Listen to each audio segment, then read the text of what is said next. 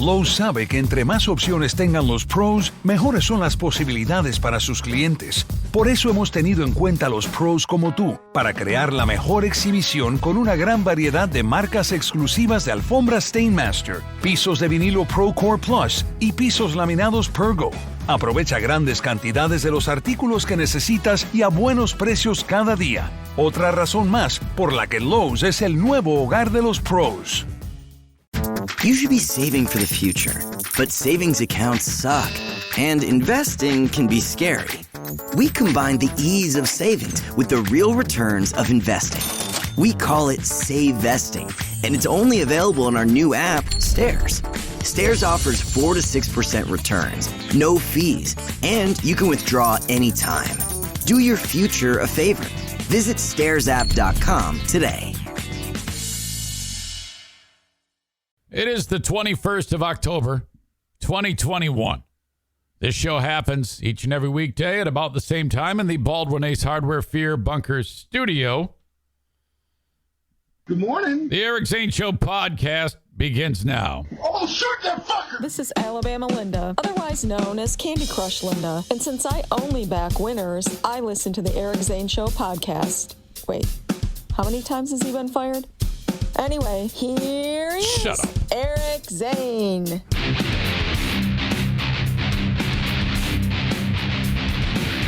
Yeah, let's go. Is that it? You got a big nose. Change your outfit. Kyler, sit down and don't ever use those jokes again and write some new ones. You suck. You're about as subtle as a sledgehammer in the face. My God. Patriot Nick says, careful, everyone. We warmed up the ban hammer for y'all.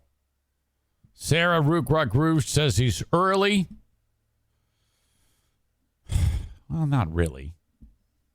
It's about the same time. Okay? And it's a podcast. Yeah. I have to be more on time. I have to be more consistent. I can't have those big weirdo days where it's 10 minutes late once Twitch starts. Let me tell you this. On Monday, we're going to get done with the free podcast like we always do. That would be today's 21st, so that'd be the 25th. 25th of October.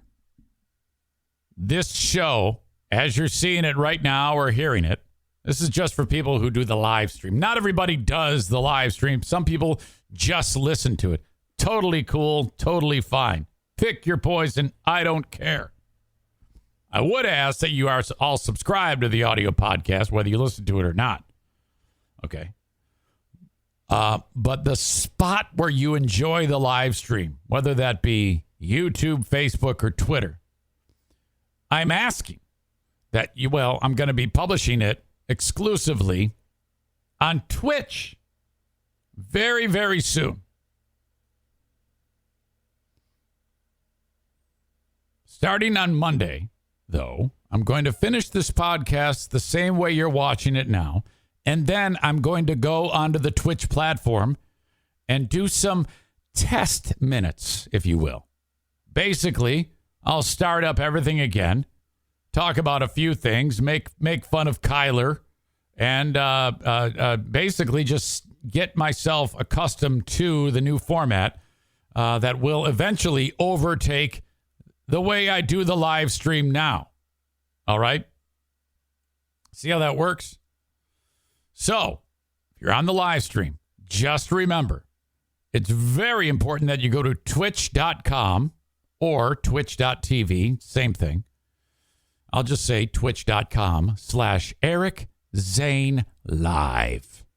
Okay? You click on that bad boy and follow the page. On Monday, I will finish the live stream of this show. Immediately go over to that. Click on it. You'll all get notifications saying, Eric Zane is live on Twitch. Oh, my God. And then off we go. Now, some of you have been like, well, wait a minute. Don't we have to sign up with Amazon Prime? We'll get there. But don't worry about that right now. all you need to know, remember I told you that I will lead you to the promised land by your sweet little hands. When I get done with this show on Monday, the same way you're watching it right now, I'm going to go right over to Twitch. I'll give you fair warning, and it'll be great. You're going to love this. There is so many different options and little things and that I can utilize that'll make the show that much more fun. I have the option of multiple cameras. Like I can get another camera in here. Like I have a GoPro in the other room. I could hook that up, and it would just pop up as the couch cam, the dog couch cam. I could have cameras set up in my house if I wanted to that I could go to, like the NFK cam. See if he's sitting there.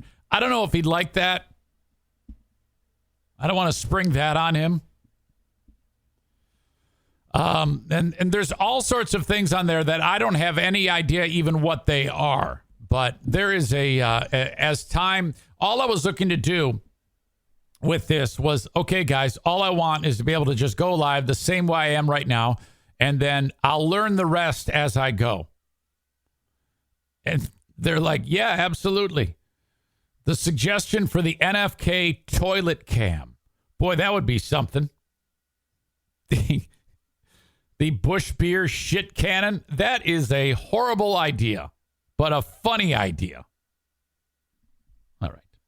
So again, if you haven't done it yet, twitch.com/Eric Zane live. Now, if you remember, I was talking weeks ago about a different place to go, twitch.com/Eric Zane, and a bunch of people followed that. Well, that's no more. It's twitch.com/Eric Zane live. Totally different place. If you went to /Eric Zane, that's not going to be the spot. Okay, I know it's confusing, but we were off to a rough start. Kitchen counter crumb cam. GoPros are waterproof. No. Twitch.com/Eric Zane live.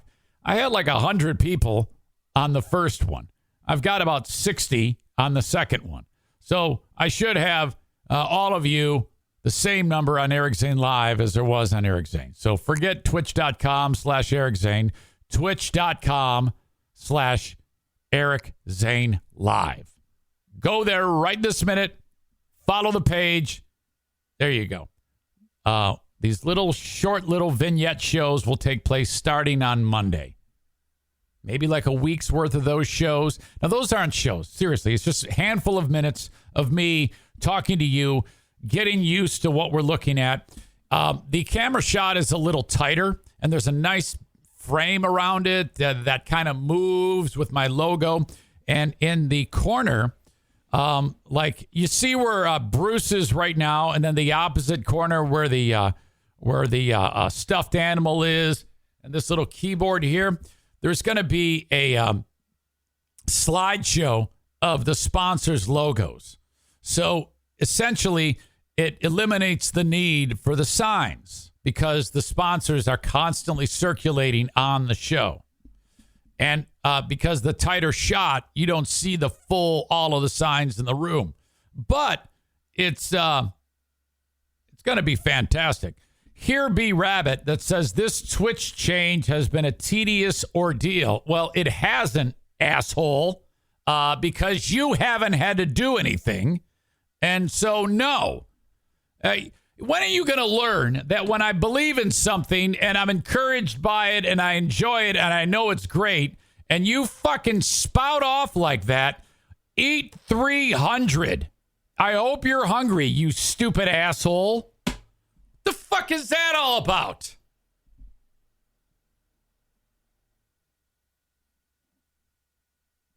We haven't even gotten to that point yet.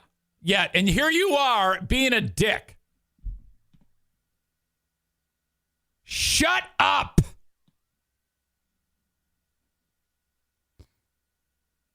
Patriot Nick says, I warned y'all. Thank you. All right. A tedious... How the fuck has it been tedious for you? It hasn't even been tedious for me. All I've asked you to do is I've been promoting go to twitch.com/whatever. In this case, Eric Zane Live. Ooh, big deal. You had to go to one, and then that got screwed up, and now you have to go to another one. Oh, what are you going to do? So difficult. Holy shit. Oh, no. What a tedious, terrible thing you have been put through, my little snowflake child. Shut the fuck up.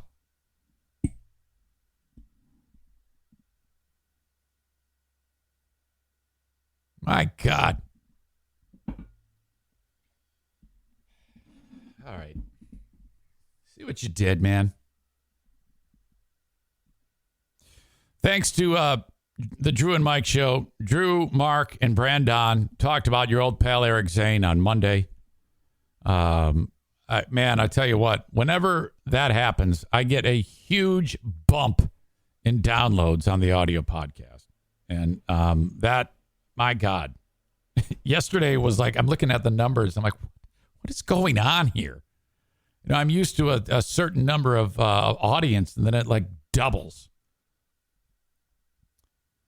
Got a great kiss. Thank you. And thanks for the kind words, too.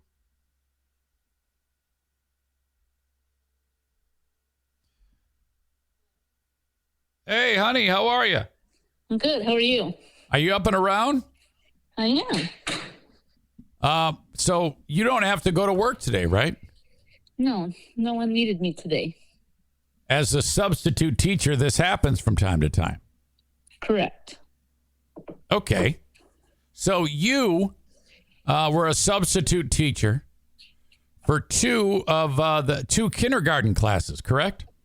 Yes. Same kids, both days? No, two different classes. Okay. Now, I remember we were watching the Red Wings game the other night, and you immediately started to act like you were crying because you had day 2 of kindergarten.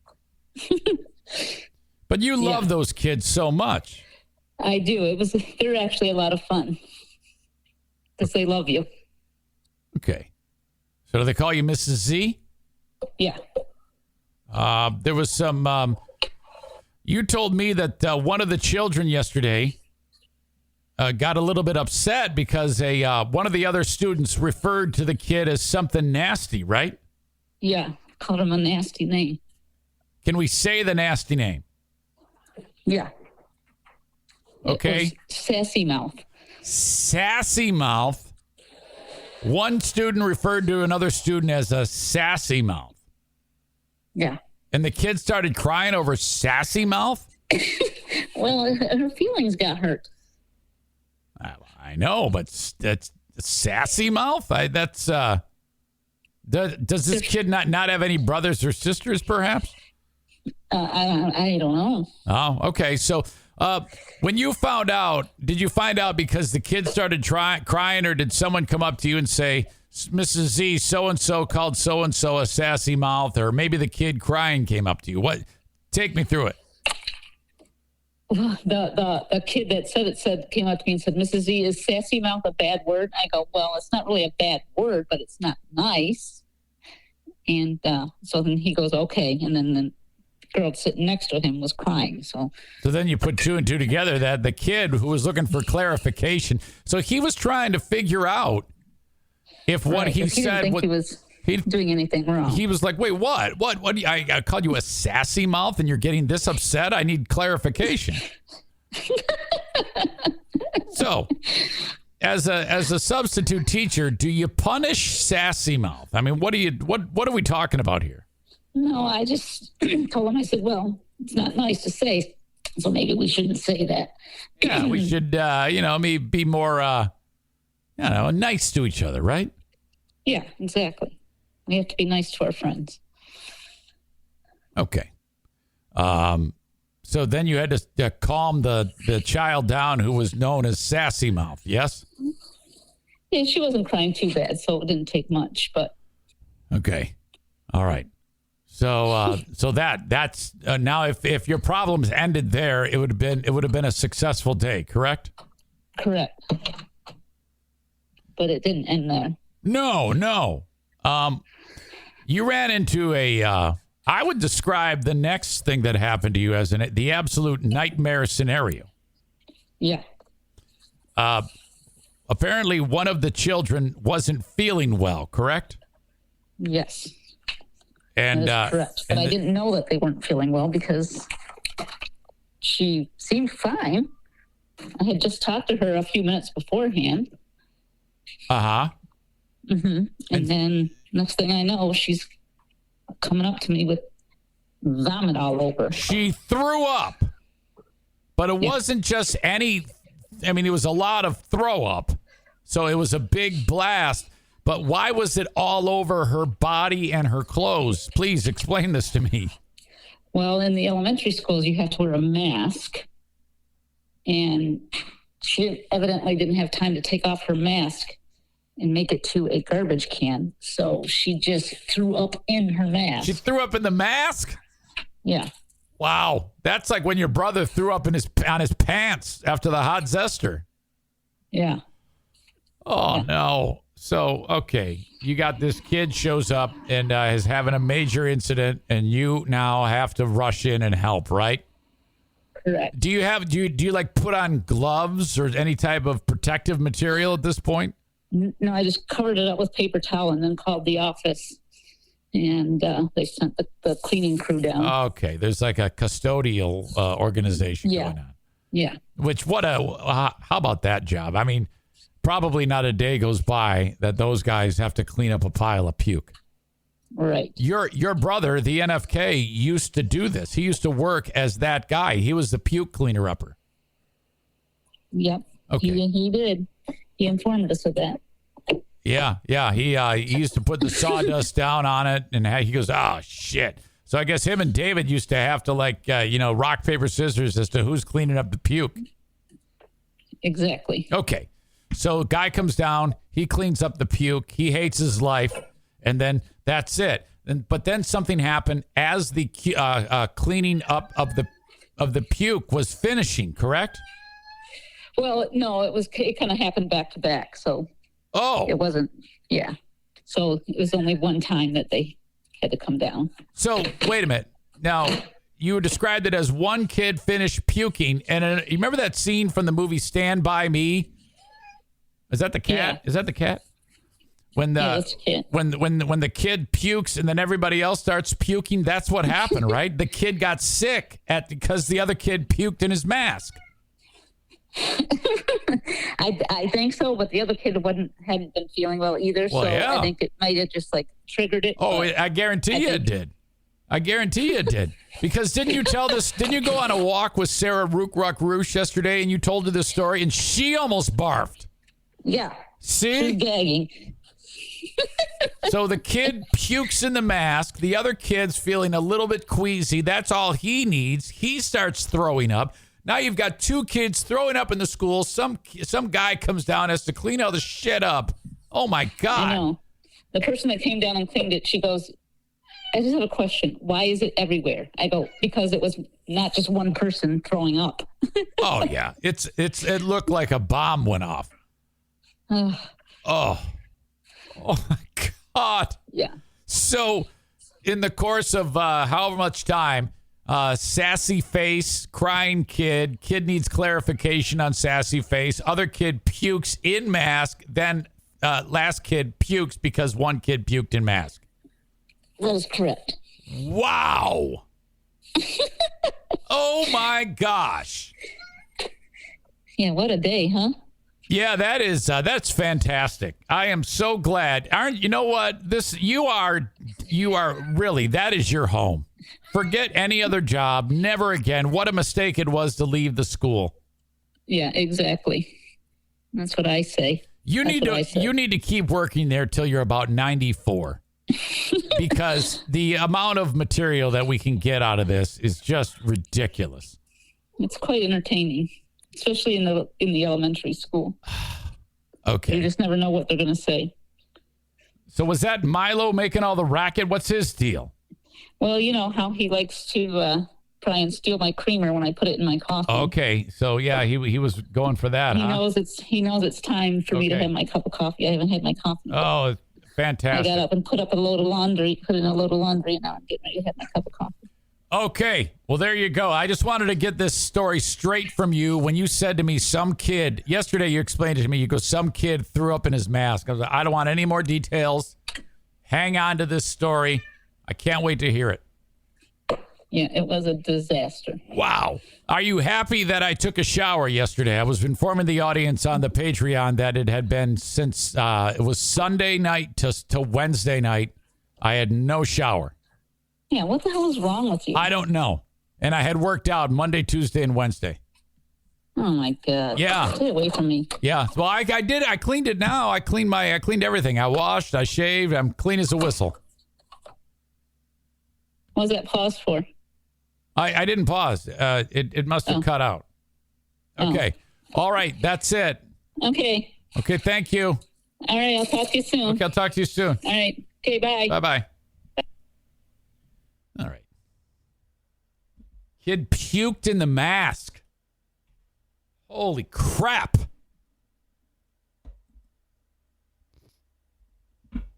My God.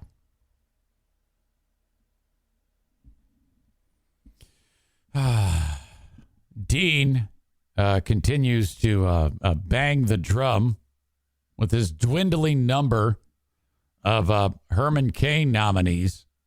And the kid was wearing a useless mask that doesn't work. Well, no, I disagree. It definitely worked. It made a huge mess. And it was working ahead of time.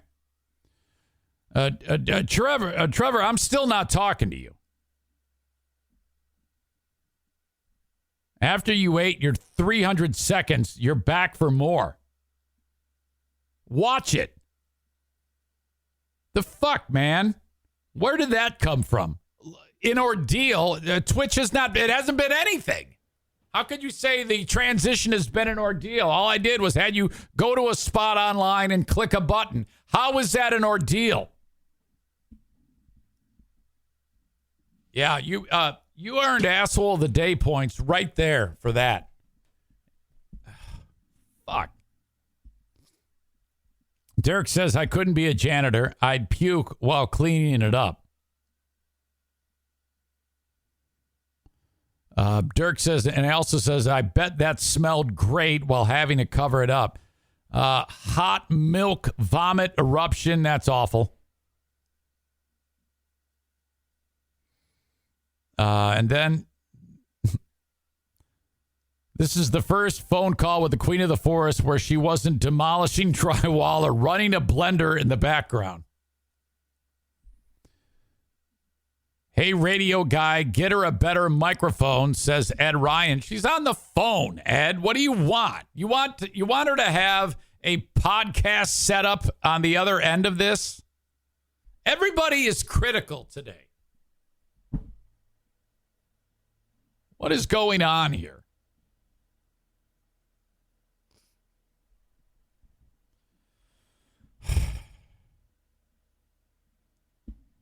All right. I wasn't this upset on the Patreon. Last night, kind of cute. Sound asleep, and I hear probably the slowest moving thunderstorm to the west. Okay? And I can see, like, my eyes are closed, and I can sense flashes of light. And I'm like, okay, that's lightning. And then, isn't that a trick where when the lightning flashes, and then you start counting 1, 2, 3, and the number of seconds you count until you hear the thunder? That's how many miles away it is. So I'm counting like 7 miles away at the thunderheads from where we are. But Benny, the one-eyed wonder dog, was already letting us know. You ever have, like, if you have kids, they like wake you up and they, actually the dog woke us up more subtly than Jacqueline used to wake us up. Jacqueline now 24 years old. And when she was however old, a kid, school-age kid, 3, 4, 5, 6, 7, 8, 9, 10. If she was ever scared, it was always, she would walk into the room and she'd get 1 inch from your face and she'd go, Dad! And you're like, whoa, my God! I go, honey, can't you just gently, touch me, touch my shoulder, whatever. You don't have to scream. You don't have to do that. Benny, the one-eyed wonder dog, has this down because the storm is approaching, and he hates thunderstorms. And I thought to myself, this might happen. And sure enough, now he hates Bruce, okay, the Frenchie. And the reason why he doesn't like Bruce is because Bruce always steals his babies, his stuffed animals, you know? Well, so he doesn't want Bruce around. He doesn't like to be anywhere near Bruce because Bruce always steals shit from him. Well, Benny is so scared last night, he gets on the bed right next to Bruce, who's sleeping like kind of in between us, but more towards the foot of the bed. And Benny crawls up, army crawl between us, and starts nudging me with his nose. And I'm like, what are you doing? Oh, thunderstorm. Dog hates thunderstorms. He is so scared. And I'm like, oh, this is so cute. He like he's like attached to me. He's like, you must hold on tight because I'm scared. And you have to you actually have to hug the dog and hold him like you're hanging on to the Stanley Cup because he gets so frightened. So, and this storm is moving like 1 mile an hour. And it took forever to get through. And the whole time, he's like, the second you let go, he throws his head back onto you. He's like headbutting you like, come on, no, don't do it. Holy crap. So that was, it was like we were parents of a young child all over again last night. Okay. Patreon happens each and every day after the free podcast, except today. Download the Patreon app or sign up online, patreon.com/Eric Zane. Eric Zane, all one word. That's more podcasting. Every day after this one gets done. Today, I did it before because I've got a busy day. All right. That adds to your podcasting listening. For the 2 hours I do on the free podcast, I usually throw another 30, 40 at you on the Patreon. It's great fun. A lot of times, if there's something personal going on in the life, you'll get it on Patreon first. Patreon.com/Eric Zane. Oh, I almost forgot. Before I get to these sponsors, I've got to talk about this Brian Laundrie thing. I don't think Dog the Bounty Hunter was the one to... Let me have you, Brian. I don't think he was the one that found what they suspect. Let me have you, Brian. Has been found. So despite Dog wandering around looking for Monster Energy cans and whatnot, pretty good chance that he's been dead for some time. This dude, nothing's for sure, but it's obvious. He killed Gabby Petito, and now he is dead. Yesterday, I talked about this on the Patreon because that's when the story broke. The family of Laundrie, they ventured out of the home with law enforcement with them. And when they got to this spot, this Carlton Reserve in Northport, there was police lines and no one could go in there and anything like that. And there was some remains found. And the police said, I think we got something. So they found some of his effects, and then human remains found nearby there. They found a backpack and a notebook they believe belonged to Brian Laundrie near the suspected remains while they were searching. So there you go. More than a month since the disappearance. This guy really hasn't been seen. He hadn't been charged, but they've got a pretty strong suspicion that this is the guy. So, oh my God, what the hell happened to this dude? What happened along the way? I would love if at some point the mom and dad can be transparent about all of this, because they look like fucking crazy people right now. Chris and Roberta Laundrie helped law enforcement with finding some items at the park, which were described as happenstance.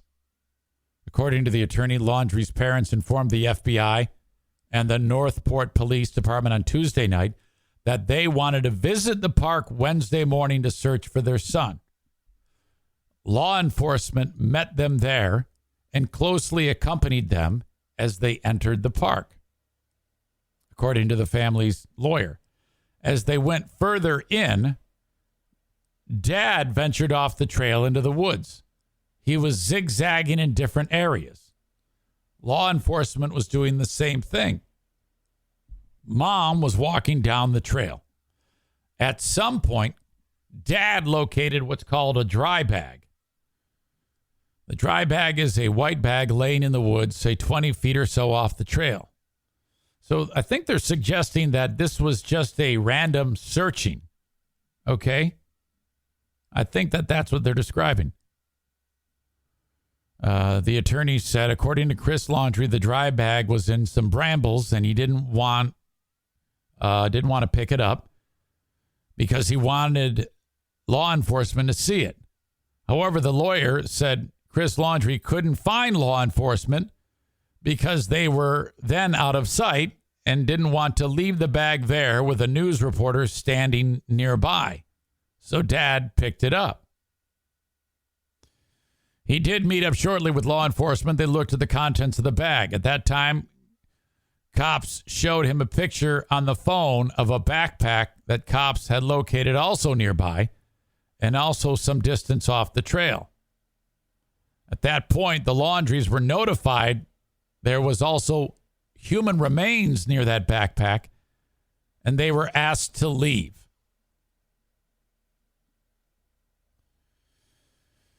Weird, though, that Mom and Dad happened to be there when all of this was being discovered, but they described that as happenstance, so who knows? When asked why the parents chose to go to the park yesterday, the attorney said it was the first day that it was reopened to the public. Well, that's weird, though. First day, reopened to the public. Parents go right to where personal effects are that people have been looking for a month. All very strange to me. Makes you wonder, what the hell do these people know? That's me throwing rumor and conjecture into this whole story. The parents had assumed that the experts, the FBI, and all the tracking teams they had would be able to locate Brian based upon the information they had provided them to the specific areas and trails in the park that Brian liked to visit, lawyer said. The park had been closed to the public. There was really no other reason for the Laundries to go search anywhere else. I don't know. We shall see. But basically, it can be assumed that's dude, what's left of him, and we'll never know.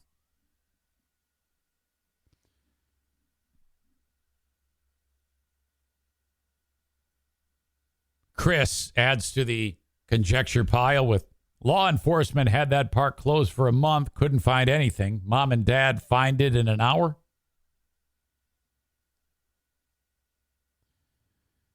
Aram says, do the remains match his DNA? They perhaps staged it and he is still on the run. Well, that's a wild one.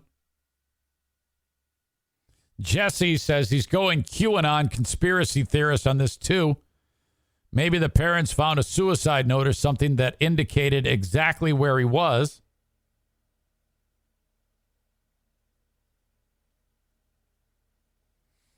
Bobby, animal bones, they're trying to throw off the cops. I don't know about that. Kenny, the news report I saw said that area had been underwater previously. Maybe that has something to do with it. Stainless Steel, COVID Tom, who's had COVID twice, writes, interesting that they knew right where to find him. Sarah Rook Ruck Roosh, Alligator bait, although I don't 100% believe it is him. Come on, they literally knew where he was? Bullshit. Dog the bounty hunter needs to get his sniffer checked. Doesn't sound like he was on the right trail. Let me have you, Brian. All right. We shall see. The open and the live stream. Brought to you today, first off, by Dumpster Divers. If you are in the West Michigan community, and this is a sponsor that is, local. That's part of the podcast. I have local sponsors. That keeps me doing this. It's very important that when you need them, you call upon them. All the sponsors, always. Kyle will join us for Let's Kill in just a few moments. But first, his company is Dumpster Divers. You need a dumpster, call or text 616-375-9962. 616-375-9962. Their website is dumpsterdiversllc.com. To get one of their dumpsters, it's cheaper than any other dumpster rental company in West Michigan. It's cheaper because they have a lower weight point on that dumpster. The other rusted out, long, stupid dumpster that you've had in your driveway before charges you more because they have a higher weight threshold that you can't possibly achieve just by throwing all the crap in your house into the dumpster. But yet you're paying for that. Dumpster Divers doesn't do it that way. They have a lower weight threshold, thus you pay more for a better dumpster that is more compact with higher walls. Doesn't take up as much space because of the high walls.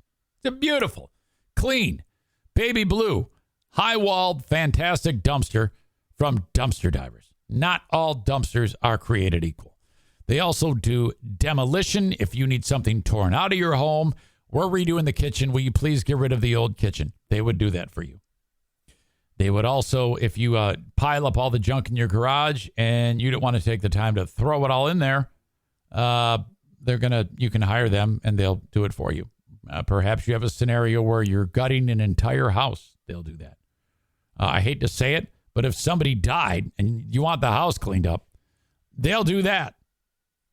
616-375-9962 for Dumpster Divers.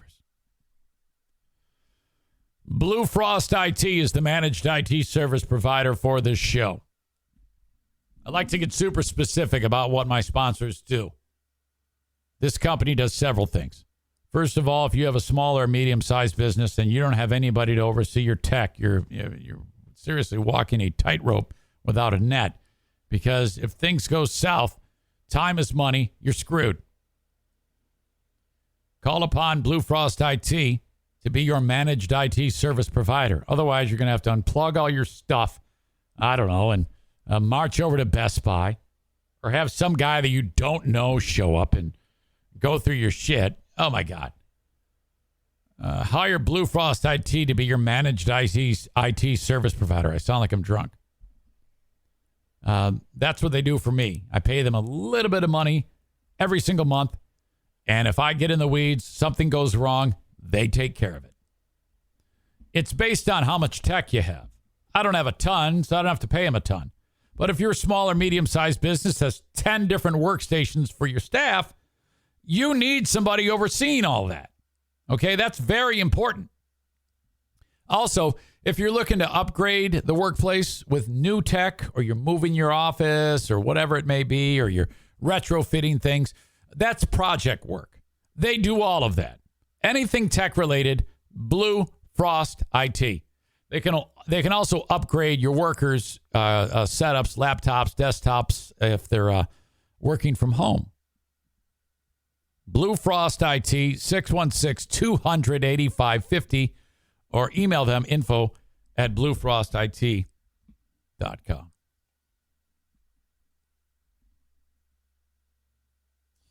All right. I heard from Supreme Endurance athlete Mike Ball yesterday. He reached out and said that he had an interaction with someone. He's become kind of like a big deal, I guess. As more and more people listen to the podcast and figure out what I'm doing here, moments like this can take place. Mike Ball is out delivering Little Debbie, setting up shop at the area grocery stores, doing what he does. Making sure that all the Meijer locations have their honey buns and their nutty buddies and whatever it is that they have, Swiss rolls. Absolutely incredible. I think there's some type of like autumn cake that they have now that I got to get my hands on. Mike, now that I have retired from running, I want a full complement of Little Debbie snacks at this household. He writes this. Dear Eric, I was out working, filling Little Debbie at a gas station. Rando walks up and says, "You really kicked Zane's ass. I'm assuming you're MB Distributing." I said, Mike writes, "Well, I assume you listen to the podcast." Dude writes, "Yeah, usually. Sometimes he pisses me off with his political rants." Okay.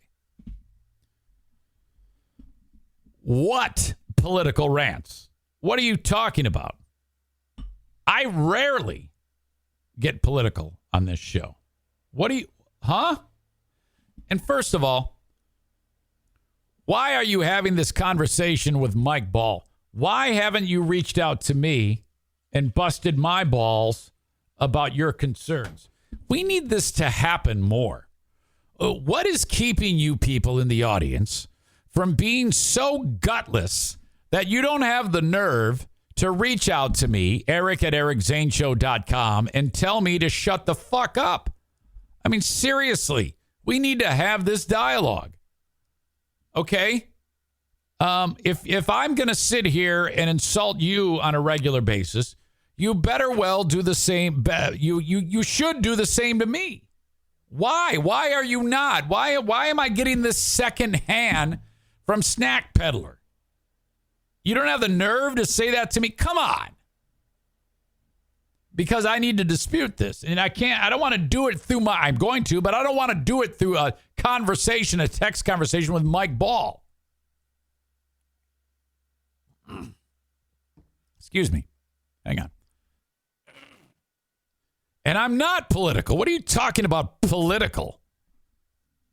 I've spent 43 minutes talking about yelling at Trevor about him making fun of me about Twitch, talking to my wife, the kid puking in the mask, the dog waking us up, the whole rough day that Diana had yesterday, Brian Laundrie, the conspiracy theory that I floated about Brian Laundrie. I mean, there's nothing political about this show. Very rarely do I ever stop it. The only time I ever want to get political is when I'm on some type of rant. And the only thing I've felt that's even reasonably political was making fun of Biden for when he sounds like an idiot. And that to me is excellent. Whenever we can, we have clips about Joe Biden sounding like he's drunk or something like that. That's important to me because I think that guy is not sound mentally right now, and he should be retired. Someone else should be doing that job. That's about as far as I've gone politically on anything. So when the hell do I go political? Now, some of you super dopey individuals might suggest that my discussions about this pandemic would be political. But that's because you are dumb. Because it's not. It's never, ever been political. It's all about keeping you from winning a Herman Cain Award. This never, ever has there been anything political. None of you even know where I stand politically. I'm so all over the place. So there's nothing. I'm apolitical on this show. So whoever that was, would you please, my request to you is quit being a pussy and reach out to me. And that goes for the rest of you, too. If you have something that you want to get off your chest, will you please quit being a weak-kneed fool and send me an email, eric@ericzaneshow.com.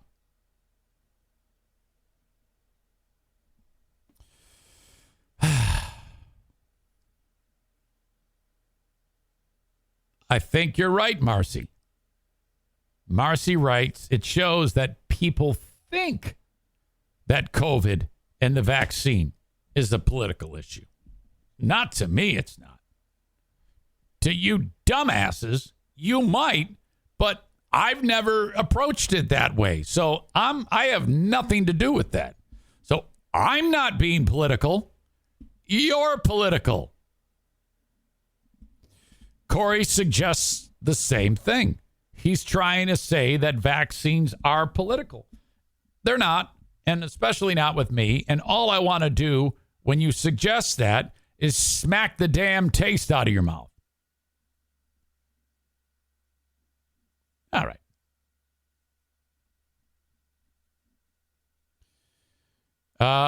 Sam M writes, you're a pro with the drops, Zane. Disagree. I don't have a much drop acumen when I'm running the mic. If I'm running the show and I'm talking, it's very difficult to do drops. If you want drops done right, you got to have another person running the drops. Bullshit, you're apolitical, though. Corey says, stop being a pussy. Call Eric a bitch to his face, I think is what he wants to say. Kyle writes, COVID will only attack those of a certain political party. Yeah, that does seem to be true. Okay, yeah, this is about as far politically as I'll be. It seems to be more people of alt-right persuasion are dying. I'll tell you that. You know what? And you guys need the voters, so it's probably a good idea if you get vaccinated. Since you lost the last election, you probably don't want more of your kind to die, because then, you're like losing votes. So you should get vaccinated. My cousin John is here. John, you asked a question the other day that I can't remember what it was. It was something about someone having a surgery. Who were you referring to? You asked a question, and you asked something about someone had a surgery. Kyle writes, I'm being a snarky a-hole. Oh, shit, I'm free beer.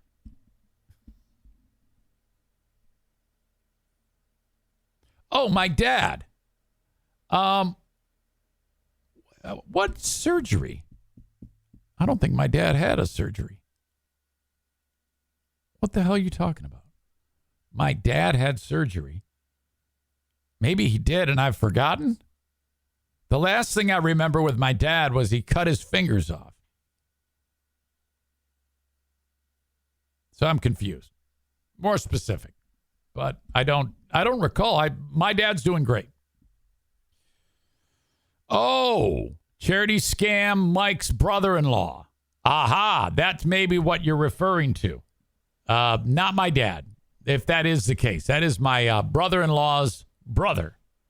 He is doing much better.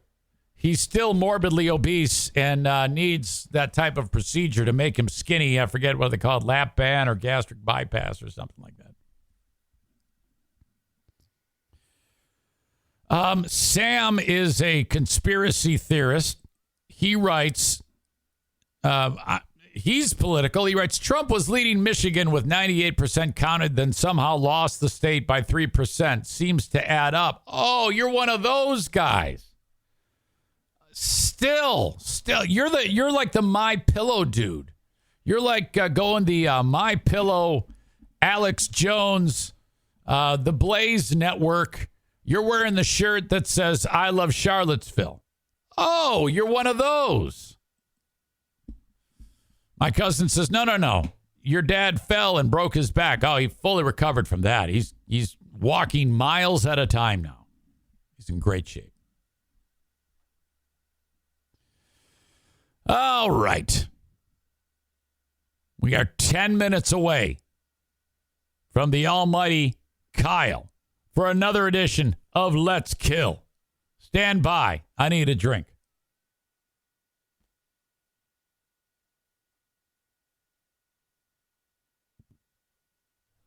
All right.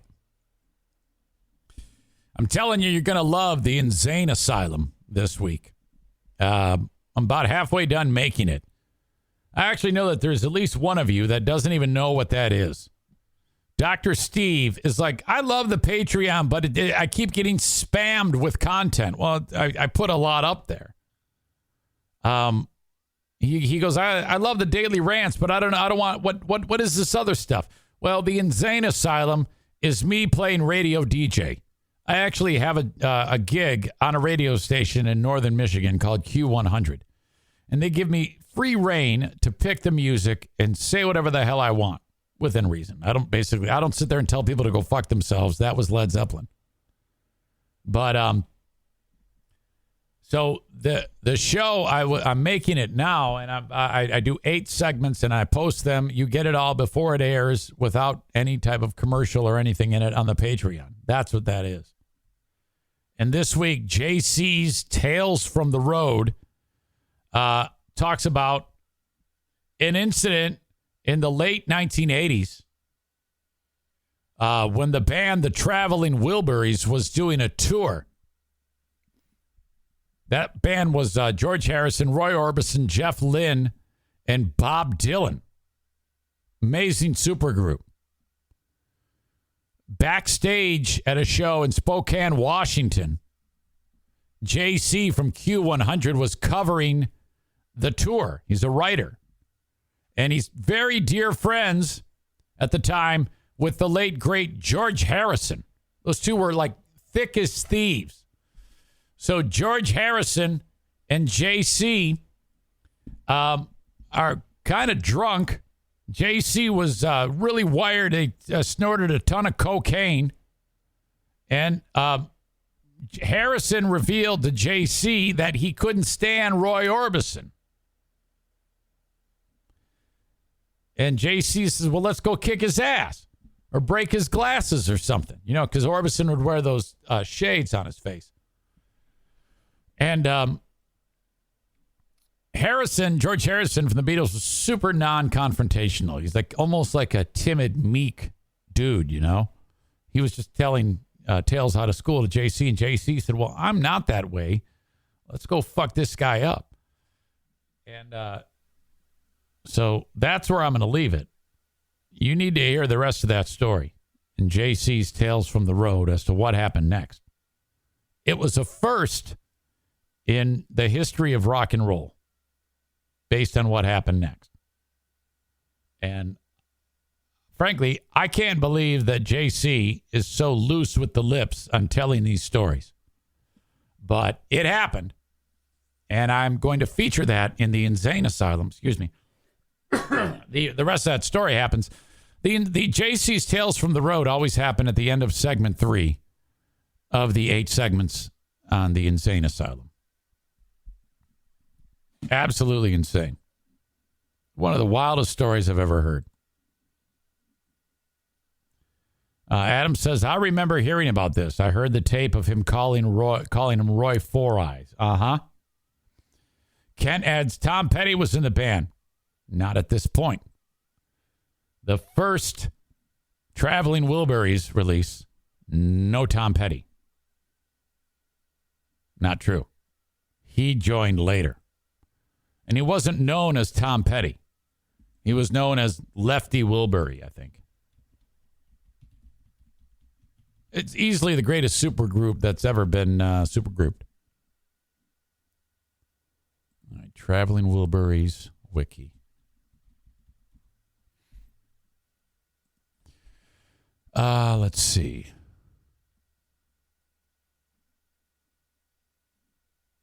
Yeah, the debut album. No Tom Petty.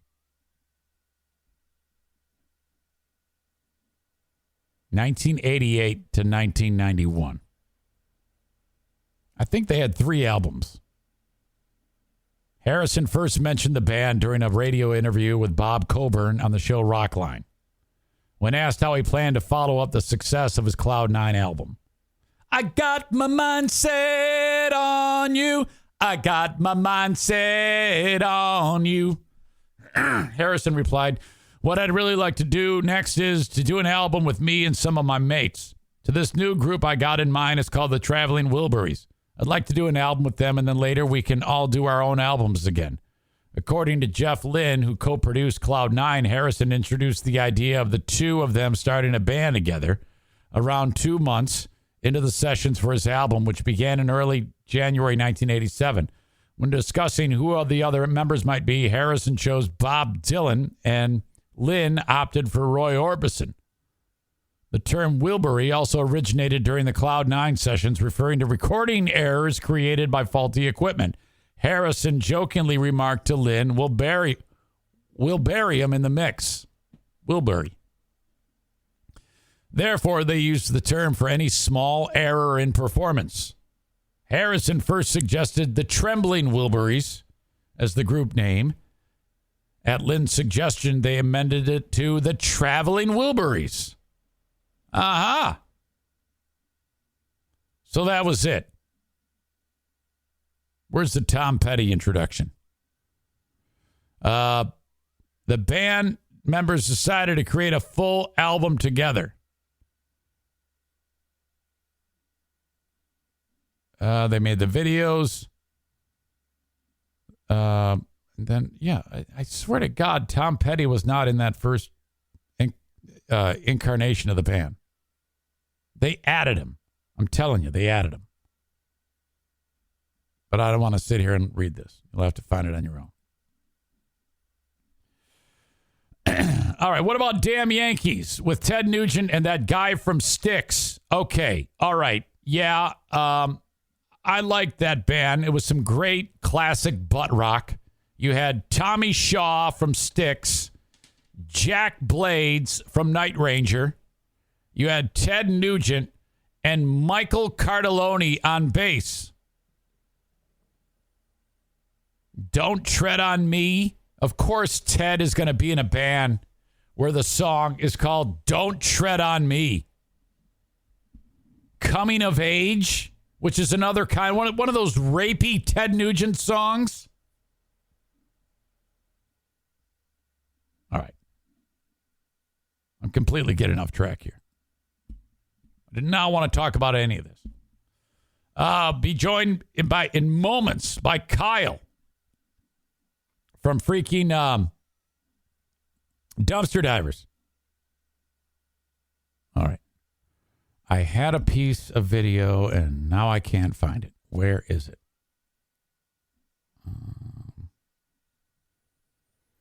All right. Doesn't matter. I don't need it. This is Jeremy Grant of the Detroit Pistons. Let me set the scene for you. He's standing at center court opening night for the Detroit Pistons at Little Caesars Arena. The spotlight is on him. He's in his warm-ups. He's got a microphone. He's going to greet the fans. This is year 75 of the NBA. This guy addresses the crowd. This is what Jeremy Grant says to them. Thank you to Jacob Bennett from Bennett Flooring Installation for sending this along.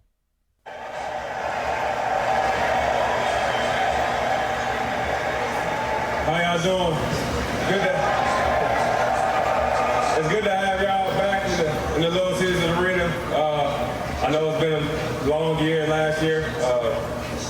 It's time to celebrate NBA's 70-year anniversary. And so I want to tell y'all that all year we'll be working hard all year. Thank you for coming. Enjoy the game. Go Pistons.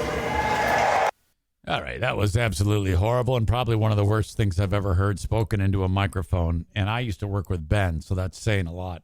Are you telling me you don't have the ability to simply talk like a normal human and speak? That's the best you could do?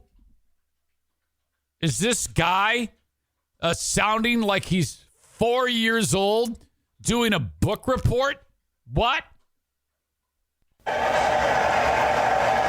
Hold on, let me break this down further. How y'all doing? How y'all doing? All right. Good to, Hey, it's good to have y'all back good to have y'all back in the Little Caesars Arena. in Little Caesars Arena. I know it's been a long year last I know it's been a long year. year. It's time to celebrate Good time to celebrate NBA's 70 year. NBA 70 year. It's 75. He says 70 year. Anniversary. Anniversary. I want to tell y'all that Want to tell y'all that all year we'll be working all year we'll be working hard all year. hard all year. Thank you for coming. Enjoy the Thank you for coming. game. Go Pistons. Enjoy the game. Go Pistons. Don't cheer him. You boo somebody that doesn't have the acumen to speak like a big boy. That guy may be great at basketball, but that's embarrassing. Is that the absolute best? Because you know the coach is like, all right, hey, league wants us want you to address the fans. NBA, it's fantastic. Whatever.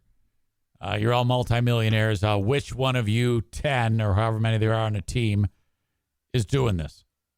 No one raises their hand. All right, don't make me just pick one of you. Because if you're the coach and you just pick one, you're going to pick the one that actually has some ability to speak in front of a group of people, right? Or do you do a drawing? Who gets the short straw to speak in front of however many people are at the stupid basketball game last night? Cade Cunningham is the top draft pick for the Pistons. He didn't play. He's hurt. That's a bummer. I love that guy. I can't wait to watch that guy play. Now, I've heard Cade Cunningham speak before, and he seems to have some ability to convey thought. So I don't know why they didn't make him do it. He's not doing anything. Guy's not even playing. Make Cade Cunningham do it. Don't make Jeremy Grant do it. The guy can't even speak. All right.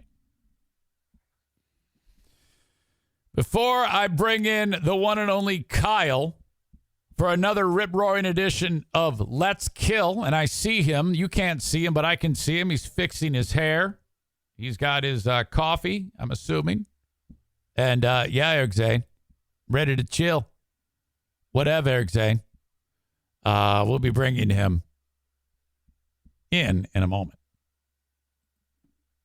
All right. Remember, Bleeding Heart Brian wants you to carry your pistol concealed so that in the event something shitty happens in the world, you can be a sheepdog. Eric Zane, that is never going to happen. What are you, crazy? Yeah, that never happens in the world. Carrying a pistol is one thing. Carrying a pistol concealed is another thing, and oh, so very important. You should all be carrying a pistol legally in the great state of Michigan. And the only way to do that is you have to take the class before anything. Go to @PrinceArming on Facebook, or just click on the Prince Arming logo at ericzaneshow.com, and there you go. Click on events on the Facebook page. Thursday, November 18th is the next class. Happens at VFW Post 2144 in Holland, Michigan. Sign up for the class at Prince Arming on Facebook. Cost you $125. 4 hours on November 18th, 4 hours on November 20th. Then you're done. Thank you to Prince Arming for sponsoring the show. Bleeding Heart Brian, you're a jackass. Lowe's sabe que entre más opciones tengan los pros, mejores son las posibilidades para sus clientes. Por eso hemos tenido en cuenta los pros como tú, para crear la mejor exhibición con una gran variedad de marcas exclusivas de alfombras Stainmaster, pisos de vinilo ProCore Plus y pisos laminados Pergo. Aprovecha grandes cantidades de los artículos que necesitas y a buenos precios cada día. Otra razón más por la que Lowe's es el nuevo hogar de los pros. And then thanks again to the Mario Flores Lakeshore team of Van Dyke Mortgage, NMLS number 3035. I don't know. But if you're looking for a mortgage for a home, Okay, first of all, pro tip, get a mortgage that's more than the home that you're looking to buy because you are going to get into a bidding war. This home looks awesome. It costs $200,000. You can't have a $200,000 mortgage because that price is going to go up because 10 people are going to bid on the home. That's the way the market is right now. I don't know. So get the mortgage for, I don't know, $10,000, $20,000 more than the home that you're looking at. Reach out to Mario today, 231-332-6505 for the Mario Flores Lakeshore team of Van Dyke Mortgage. I see him checking out the manicure job on his nails. He is Kyle from Dumpster Divers. Kyle, welcome. I've never done my nails in my entire life, but I know what you're talking about. I just clipped them last night, so I was just inspecting the quality of the clippage. You know what I mean? Absolutely. Cuticles, cuticles, they kind of, mine always look really wonky. I just kind of like bite them and then they start bleeding everywhere. I've never been a nail biter. Can't do it. Freaks me out. Yeah. I bite them and then I roll down the car window and go, I spit them out the window because I don't want them to pile up in the car. But occasionally you get one chunk in there. It's like, oh God. I used to work with a guy who he's world famous. He goes by the name Free Beer. And he used to actually bite them.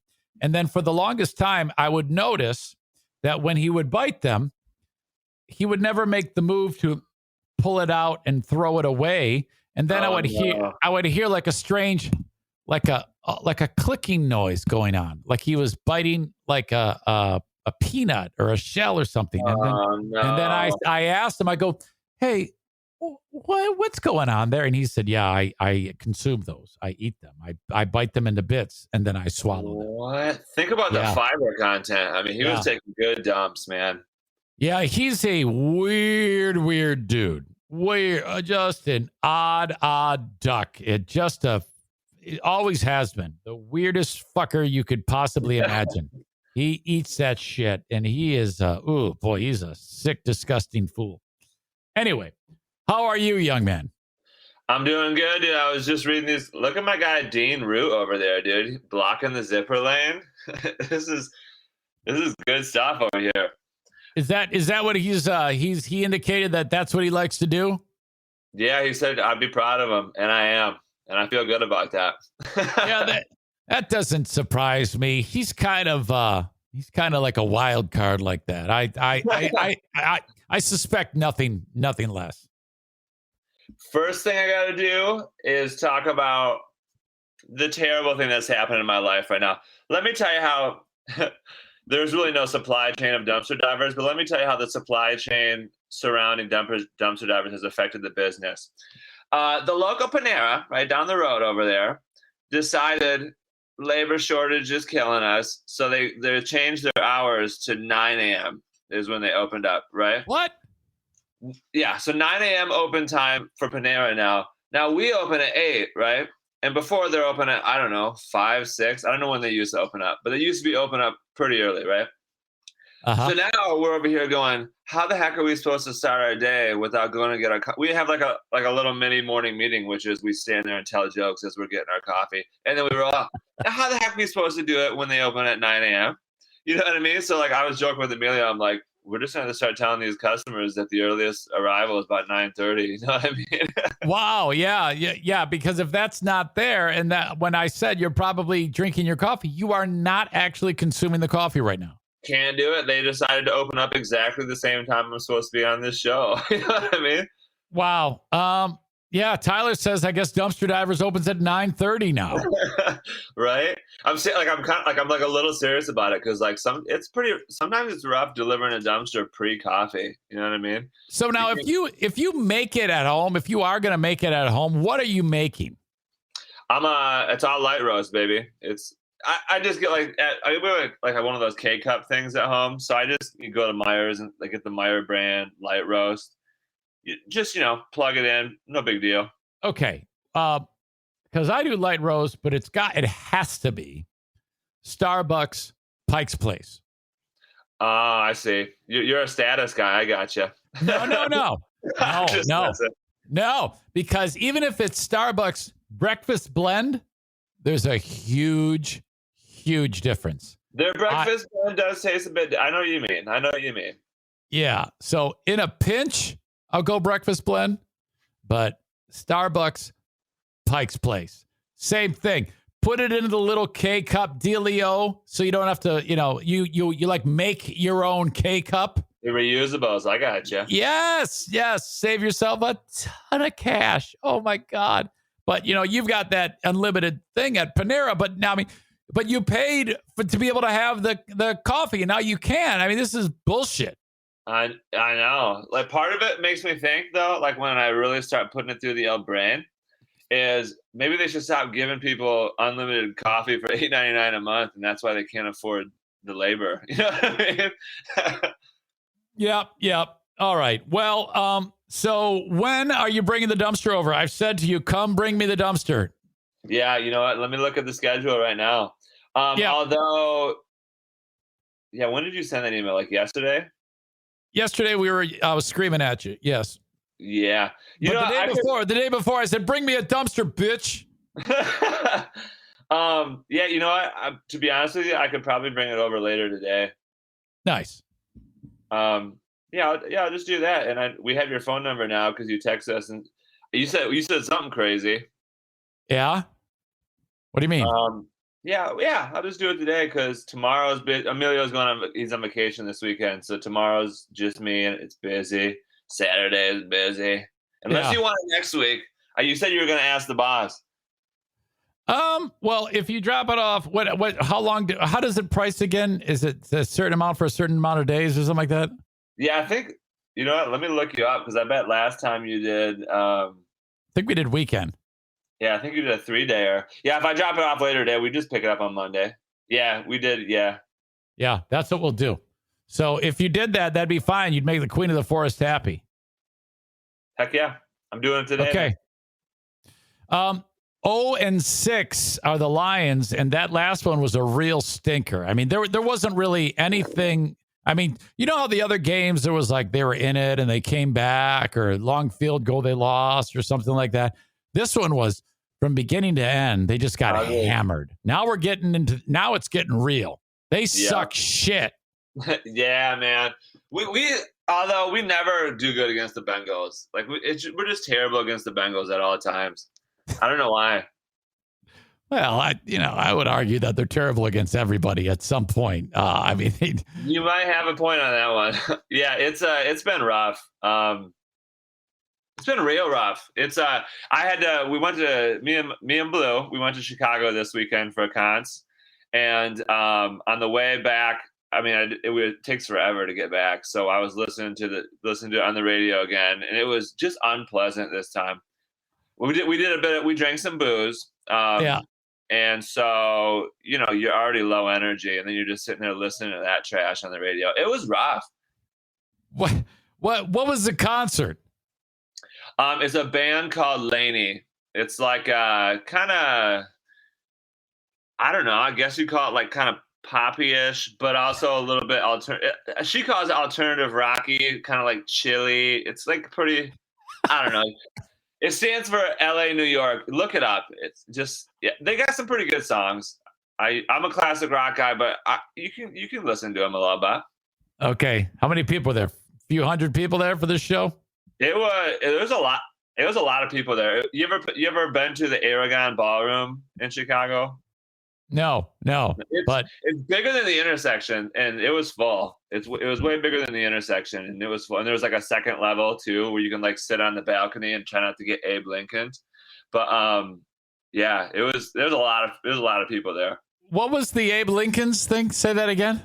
They had it's like a ballroom, so like up in the on the second level, they had like those little balcony things. Oh. Like where Abe Lincoln got blown. I got you. So they had those up there.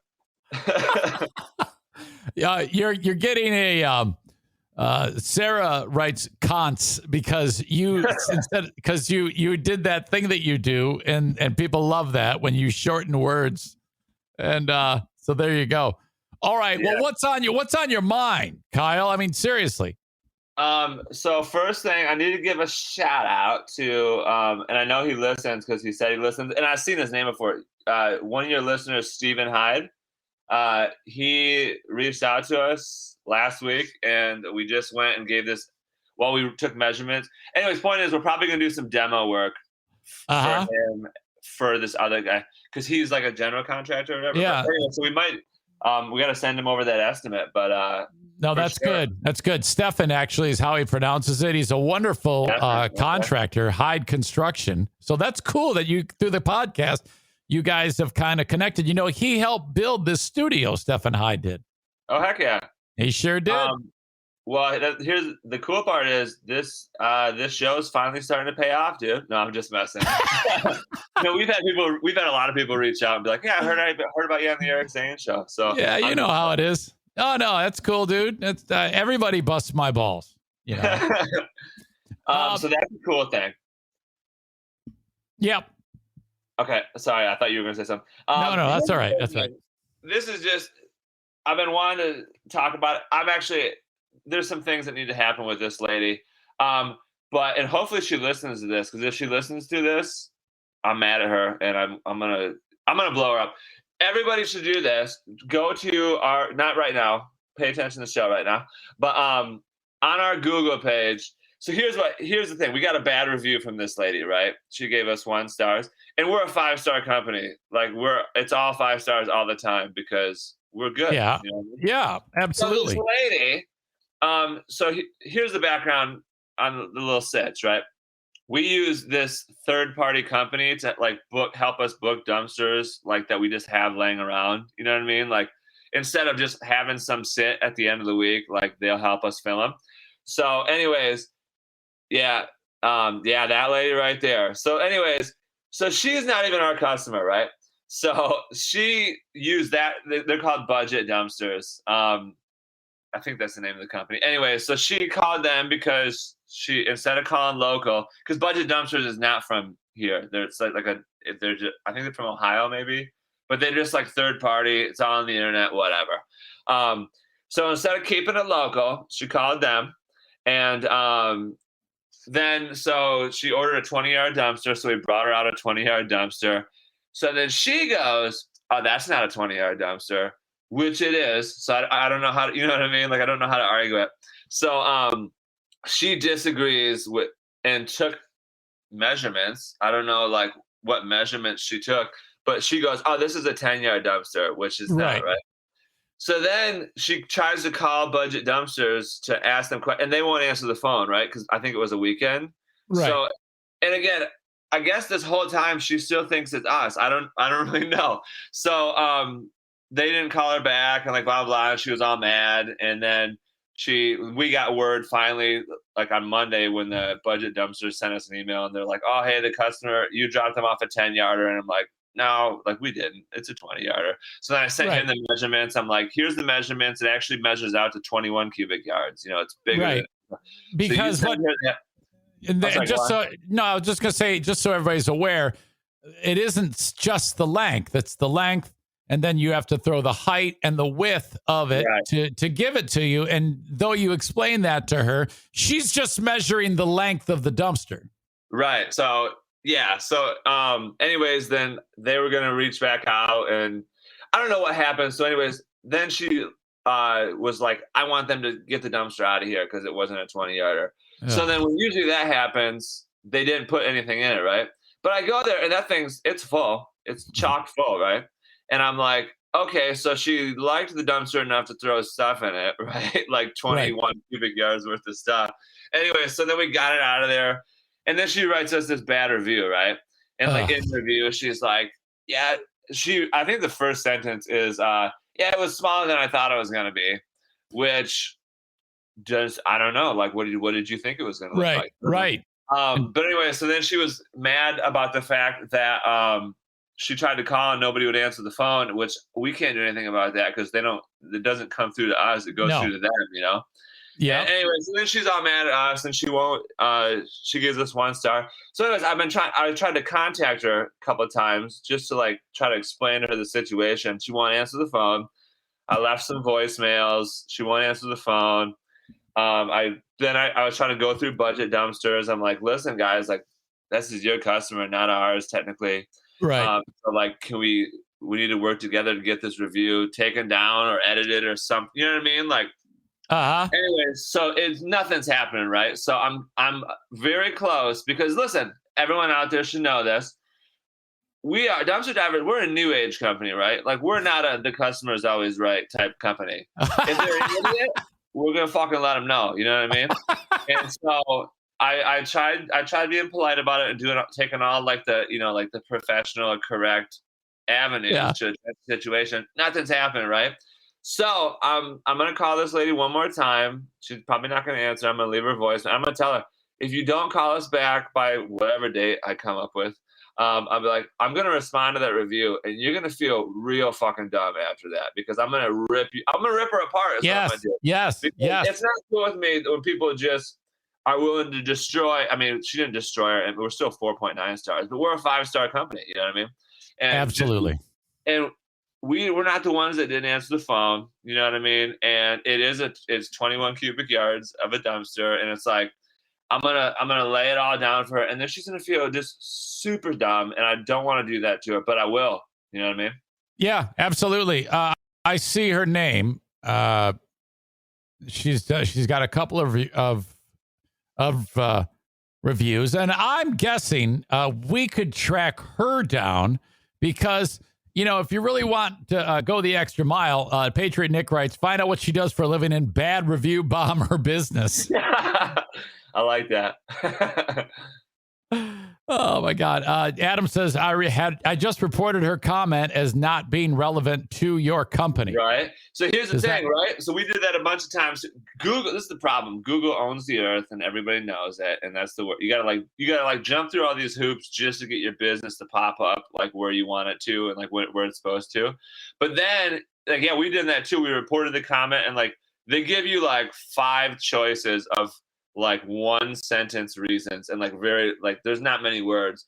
And so like we click the reason and then they're never going to look at it. And then they'll auto email us back and be like, oh, we'll let you know if we have any questions about it. And it's just going into an algorithm. There's no person actually looking at it. You know what I mean? Right. Somebody made a good suggestion and says that I should try to get her on the phone as we speak. Oh man, dude, that's funny, dude. Do it. Just start this is Eric Zane from the Eric Zane Show. You might know me from. Has there been any indication as to where she is? What do you mean? Like her house? Yeah. Well, I mean, yeah, I know where it is because I dropped the dumpster off there. Okay. Is it in Hudsonville? No. Do you know her phone number? I do. Do you want me to call her? I will if you want me to. I mean, you don't want me to. You don't want me to. No, I don't want to do it if you don't want me to. Well, I just never been in this situation in my life where I'm looking at the radio. I'm going to call somebody on the radio. You know what I mean? No. I tell you what. I think we hold off on it. I think it's a great idea, but I don't. But I don't think we're there yet. I'm actually making the decision. I mean, I want to do it, and everybody wants me to do it, but I don't. I'm looking out for you here. Yeah, I think it gets a little bit wonky if I do that. Maybe one day the time will call to be able to do that, but I think you need to handle this on your own because the last thing I would want is your lovely wife to get upset at me. Because she would be like, I don't like that. And I want to stay on the good side of blue. And if I mess with your business somehow, that would be weird. Yeah, here's what I'll do. I'll call her and and then I'll be like, listen, if you don't call back by next Thursday at 9 a.m., we're going to call you on the radio, dude. Well, maybe I wouldn't say that though, because then she's not going to answer the phone. No, you can, If you give her another opportunity politely with what you have been doing, then maybe we revisit this, you know, and we try to get and honestly, the way I would approach this, I wouldn't just call her up and yell at her and say terrible things to her. Honestly, I would probably just say, hello, I am here with, And this is, let me explain this to you. Maybe you could see, and we would like you to change your review. Would you please do that for us? Oh, dude, that's what I already did. You know what I mean? Okay. The voicemail I left was probably about 2.5 minutes long, where that's how it started, and I explained the situation, and I was like, hey, like, I mean, I didn't say it like this. I'm being very blunt right now, but I was like, you're not our customer. You know what I mean? Like, you're Budget Dumpster's customer. Right. All nice, and I use my customer service voice, and all that type of junk. But yeah, I'm pissed about it because Google's not doing nothing about it. The Budget Dumpster's not doing nothing about it. There's just a lot of things going on that's not happening. So yeah, I'm just not going to let this lady win eventually. No, I agree with you, and I'm getting. You can see the comments; they're all like, "Do it." Yeah. But Jason says, "Do it for all the small businesses out there." But yeah, I cannot do this. I can't with good. I don't want to put you in that position yet. We need to have another conversation. For sure. That would be funny though. Like, we're trying to start a revolution for sure, because you know what I mean? Like, you see like online reviews everywhere, and there's just like these ladies out there just upset about stuff, and they're just laying it down. And it's like, dude, like, a business tries to cater to you individually, but the business is the business. Like, sometimes, a lot of these times, these customers are dumb. I mean, I'll just be honest with you. Like, a lot of times people will call us and be like, I need a dumpster like within 30 minutes. And like, if it's a full day, we're like, oh, like, can you do tomorrow? Or like, we just, right. And then they get like mad at us, and they're like, oh, are you serious? Right. It's like, serious? It's today. It's right now. I have the same feeling. When it comes to dealing with some of these anti-maskers and anti-vaxxers. I'm like, why are you so dumb? What the hell? And I'm looking at them right now. It's the same thing. I'm like, would you just listen to me for once? But they don't. They don't listen to me. Stupid. All right. Anything else, Mr. Kyle, that you want to touch on? It's almost 9:30, huh? Let's. You got to go. We got to wrap it up. Yeah, we got to wrap it up, I guess. I didn't even get to say really anything funny, but that's okay. You did. I think it's good. I love the conversation with you. I tell you what, I look forward to these so much, because when you are like I am, I'm in a room talking to a camera with dogs, and there are 2 guaranteed times every week that I'm talking to a person, sometimes more, my dad, sometimes my wife, you. I love this. So anytime I can share conversation, it's one of my favorite things. Heck yeah, because that's what it's all about, is just having a good time. That's what I say. Simple as that for me. Okay, I'll probably see you later on today. If I don't, just put it in the usual spot off to the side there. And yeah, okay. Heck yeah. All right, I'll give you a call later. All right, peace. Thank you. See ya. Yeah, buddy. One and only Kyle from Dumpster Divers. My wife and I, we went to Chicago for a cons. And then the Lincoln up there, that's the place where we got blown. We got tons of response to that. That is just, I love that guy so much. Josh, I hope the review goes away, but imagine Zane and Kyle trying to give a math lesson on next week's podcast. Well, I think we were close. I think if you're talking about yardage, square yardage, yeah, you're measuring various lengths and widths and heights and depths and things like that. So don't act like I'm not wrong, or don't act like I'm wrong. I know I'm right. Kind of. Sort of. All right. I see Rick Steinebach in the audience from TC Paintball. He wanted to get her on the phone. Everybody wanted me to get her on the phone. I just can't. That's just the alarm's going off in my head. We're not quite there. That's a Kyle thing. I don't want to fuck up his business. Can you imagine if she then adds to the review that he's harassing her with a local podcaster? That might get weird. Ladies and gentlemen, from the world famous Cardiff Electric podcast, the most popular podcast on the internet. He writes, so why are you dodging me, Erica? Cardiff, I am not dodging you. You have, in fact, I can bring you on the show right this second if you email me. I don't know if I have your email. Do I have your email? I don't think I have your email. If I do, I can't look for it. Might be on the, might be in my DMs.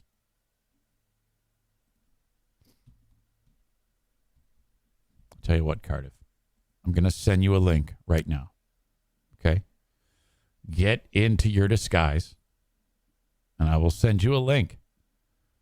And you can join me on the podcast as we speak. And then, Cardiff Electric from the most famous podcast on the internet today. It will prove to you that I am not dodging you. The last thing I want you to do is to think that I am dodging you, young man. So there you go. I have just, I've just sent you the link. All you need to do, Cardiff Electric, is get into your disguise.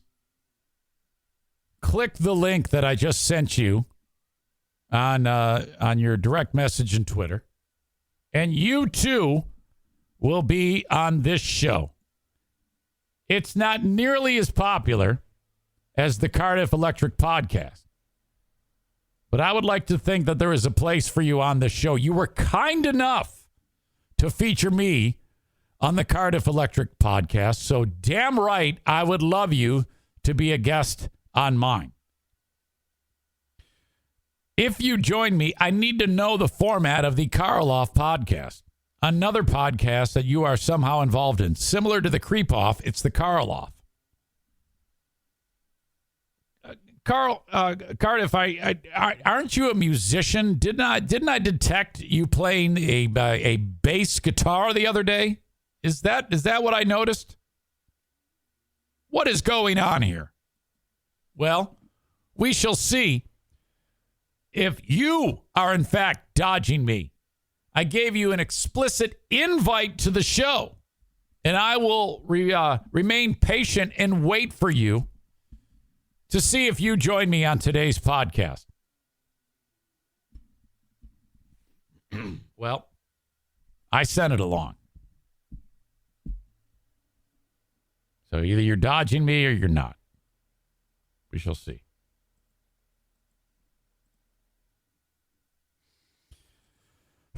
All right. Thank you again to Kyle from Dumpster Divers for joining me on the show. I've got merch at ericzaneshow.com. Click on it. Check out what we have. Sweatshirts, T-shirts, long sleeve, short sleeve, all different styles, all different colors, all their different logo designs, all at ericzaneshow.com. Hang on. Excuse me. Comedy, fullhousecomedy.com. Go see a show this weekend if you are in West Michigan. In town tonight, Jonathan Martin at the Ambrosia Theater. Hot off of his performance at the world famous Howard City Lanes. You can check out Jonathan Martin at the Ambrosia Theater tonight. Tomorrow, also at Rockford Lanes. Paul Rodriguez is at Billy's Lounge tomorrow for 2 shows. And then Friday, he's at Back Alley Comedy Club. And then Saturday, wait a minute. Hold on a second. Friday is at Billy's Lounge. That's the 22nd. Saturday, the 23rd at Back Alley Comedy Club. Sunday, the 24th at the Park Theater. Okay. Paul Rodriguez, Jonathan Martin, in town. Go see a show. FullHouseComedy.com.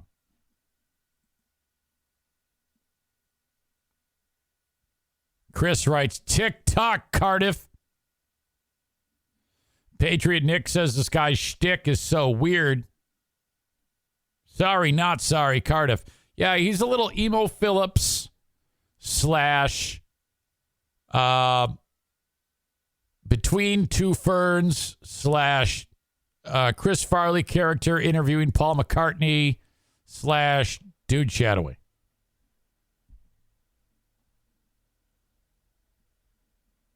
still don't see you. Where are you, Cardiff? What is going on?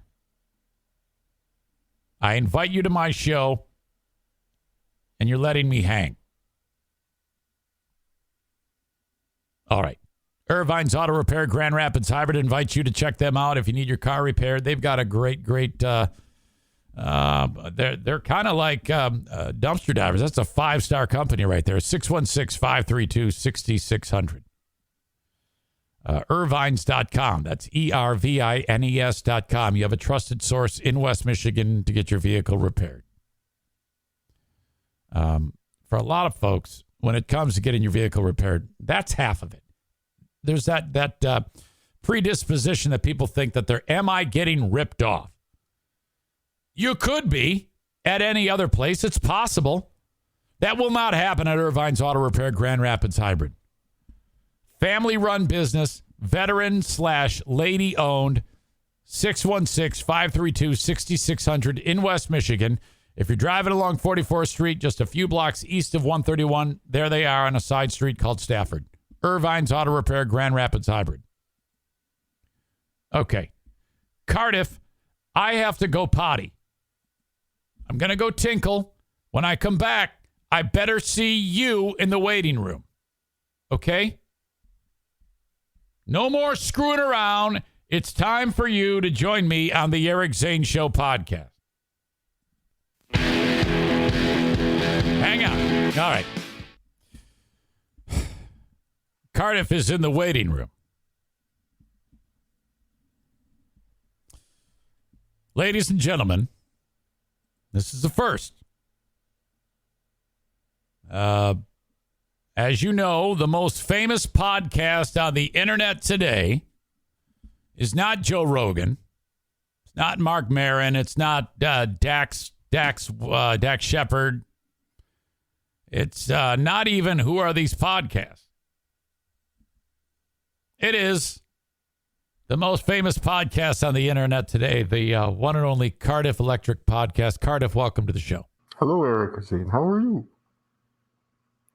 And well, Cardiff, it's a busy morning for you. Thank you for taking the time to join me on the show. Thank you. Thank you for having me.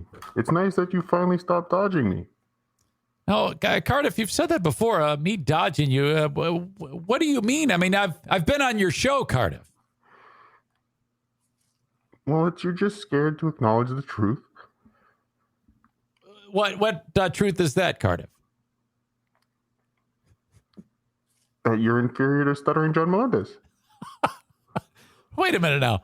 You said the truth was I'm dodging you, and now you've segued over to something about stuttering John Melendez. Children, you're dodging me because you're afraid of the truth. Yeah, but I'm not dodging you. I just invited you, and here you are. That's not dodging you. I'm welcoming you into my show. I forced your hand. Okay, Cardiff. Tell me about your long history with Stuttering John, because now I would think that you two would be tight, but hasn't he blocked you from him? Well, that is the reason I'm on the show today, to drive awareness for the Unblock Cardiff movement on the internet. So okay. Please, to all your listeners, use the hashtag UnblockCardiff on all your social media posts. Okay, Cardiff. That's all. That's all fair. I hopefully maybe that will catch fire, and John will see that. Of course, John's very busy and very popular. You know, he does a podcast on as well. That is his. Yes, very good podcast. Absolutely. He's been in movies. He's done a national radio show for many years. He was on network television. He was on I'm a Celebrity, Get Me Out of Here. He was the announcer and writer on The Tonight Show. Didn't he also, wasn't he, I did know that, wasn't he also the writer for the Kareem Abdul-Jabbar roast? Wasn't that right? Yes, that was one of the many things that he's written for. He's also written books, best-selling books. His band has had best-selling albums, gold and platinum record. Have you ever done any of those things? Cardiff, I can't say that I have. So, I mean, it's hard to argue with what you're suggesting. Yes. So please, everyone go to Amazon.com and order Easy for You to Say by Stuttering John Melendez. It's a great read. Is it Does it hurt you knowing that you are blocked by Stuttering John, Cardiff? It's obviously a misunderstanding. That's why I am driving awareness through inferior podcasts such as yours. Cardiff, tell me about the Carl Off podcast. That's not. Is it? It's a new podcast, isn't it? Right? Isn't that right? It's a recent addition to the Cardiff Electric Podcast Network, where we discuss true crime and horror movies. Okay, so you kind of blend those things together? It's a separate segment.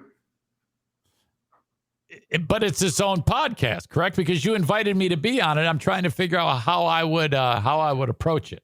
So what we do when we have guest hosts on the Karloff, we compete with each other, where both hosts will bring a story to the show. Wow, okay. I think I've heard that before somewhere. It's almost like it's been done before. And then the listeners will decide which was the creepiest or Carliest, as we like to say. Okay, I gotcha. Yeah. So next week on the show, if you will, stop dodging me and join the show, I would like you to prepare a Carl-based creep or Carla. That is acceptable. And we will see who the listeners think is more creepy. Cardiff, we're getting mixed reviews. Okay. Now, Patriot Nick loves you. Says, this guy makes me laugh. I don't care that the rest of you don't get it. I'm not sure what he means by that. What is he implying, do you think? This guy makes me laugh. I'm not sure. He's obviously a Donald Trump fan, so I'm not sure where he's going with this. Rick writes, this is super annoying. He is not a fan, Cardiff. So here's the deal. One of the worst things you can do on a podcast is read the comments from the listeners. So I would advise you not to do that. Okay, now, so basically I also do another podcast called Whom Are These Podcasts? And what we do is we correct podcasters' grammar. So if you would like, I could review your show on Whom Are These Podcasts? Or if you go to my Patreon and select the top level, the podcast school, I can review your podcast and give you tips on being better. Cardiff, I think that's a wonderful idea. And I think that adding that to your stable of shows, Cardiff Electric Podcast, Whom Are These Podcasts, the Carl Off, the Joe Rogan Experience is on our network as well. Yes, you added the Joe Rogan Experience to your network. That's what a get. I mean, seriously, that's to be able to get that. I mean, it's not as popular as some of your other podcasts, but that's still a very good get for you. It's growing. Explain the mask. That looks to be a very involved bit of masquerading that you're doing there, Cardiff. That is a question I get a lot, especially from people in your part of America. We are concerned here about a virus going around called COVID-19. So because I'm in my podcast studios right now, I need to wear this mask to protect myself and my coworkers in the podcast studios. So that's why I wear the mask, to protect against. I wear gloves. Mm-hmm. We have hand sanitizer here. So, we're trying to be safe. The most important thing at the Cardiff Electric Podcast Network is safety. I see. What is that behind you, Cardiff? That white thing? It looks like what you put or is that in front of you? What is that white thing there? Yeah, that. What is that? Is that your mic? Yes, it is. Oh my God. My microphone. Okay, I had never seen one like that. It looks like a toy. It is a blue snowball, available on Amazon.com. Use promo code Cardiff Electric and get 10% off. All right. Well, Cardiff, I tell you what, just you being here has absolutely made my day. Everyone in the audience loves you guys over there at the Cardiff Electric Podcast and your network of shows. I want to encourage them to hashtag their tweets and post unblock Cardiff, and perhaps Stuttering John will, let you back into the fold, if you will. Yeah, just correcting a mistake, a simple error, clerical error. All right, Cardiff, I appreciate your help and being a supporter of the show. Can I call you a supporter of the show, Cardiff? No? Cardiff, as always, you're fantastic, and I will talk to you possibly next week on the Karloff, okay? I'll reach out to you. Thank you very much, Erica Zane. Okay, Karloff, or Cardiff. I almost called you Karloff. So I'm sorry, Cardiff. I'm an amateur. What do you expect? Oh. Okay.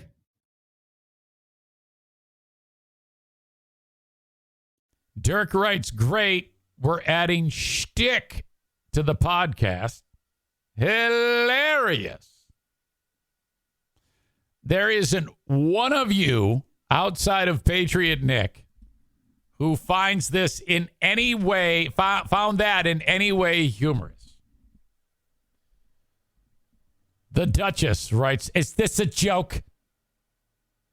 Dean, still stuck in this world, says the mask doesn't stop COVID, dummy. Adam likes it. He wrote gloves too with laughy emojis. Dirk wrote, who the fuck wrote this? Bob and Tom? Set him up for more punchlines, please. Well, I didn't rehearse this, idiot. I just got him on there. Dirk says, give me 300. I don't give a shit. This is horrible. Oh, my God. What is wrong with you people? The Duchess writes, creepy as fuck. Antelope Rider Aram writes, seems like a nice enough guy, boring as hell, but not a bad guy. Chris says, all trolling, but still boring. Kenny says it indeed was not. Can we go around the room next, says the Duchess. So that's crazy, Cardiff. You are getting nearly unanimous negative reviews.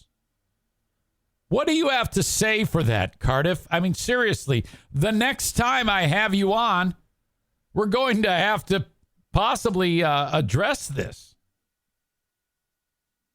Eric, when's your divorce? JM Synthetics, assuming that I'm like free beer and hot wings now. I'm glad we couldn't see from the neck down. Nick says it was referring to it being a troll. The funniest part is that he's a troll and you guys are eating it up. Yeah, that's the thing. The point of all of that, and it's remarkable that I have to break this down with you morons. Hang on a second here. Let me bring Patriot Nick in here. Hey, hang on.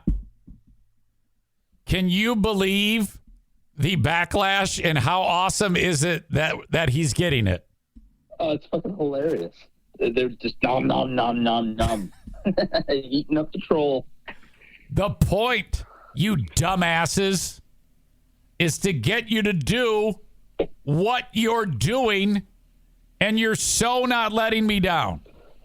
Cardiff has a hand up of all their asses. Oh, my God, is that fantastic. Working like puppets. And the thing is, they think that I did that like I planned it. And that couldn't be further from the truth. I knew exactly how that was going to go. And for him to be on there doing what he did makes me so happy. Holy shit. That was hilarious. I'm not sure who that guy is. I think he kind of started to reveal his identity on the Who Are These podcasts that I was on just this past week. But I think there are people who are starting to figure out who he is. I don't think any of us know who he is, but I think he's a friend of Carl's, but I'm not 100% sure yet. It wouldn't surprise me. It's a pretty good shtick. It really is. Oh, my God. It's so stupid. It's the dumbest. It's supposed to be that way, you idiots. God. Exactly. Oh. They're like, I don't get it. This is boring. He's not good at talking. He's not really better than Joe Rogan. It's like, you idiots. What the fuck? Of course he's not. He's a R word rhymes with me marted. What the fuck is wrong with you? You dumb fucks. Holy shit. Oh, shit. He's the worst podcast on the internet. That's why you call him the best, you stupid fucking assholes. Fuck you. God damn it. Son of a bitch.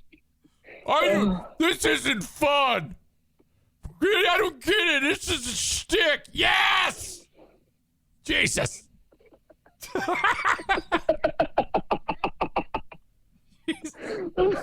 Oh my God. All right. I'm so glad you're here. I'm so glad thank you, man. God bless you. All right, but keep it between the lines. I'm not even driving. I'm in an office now. Dirk even goes, he wrote, "Who the fuck wrote this, Bob and Tom? You're setting them up for the punchlines."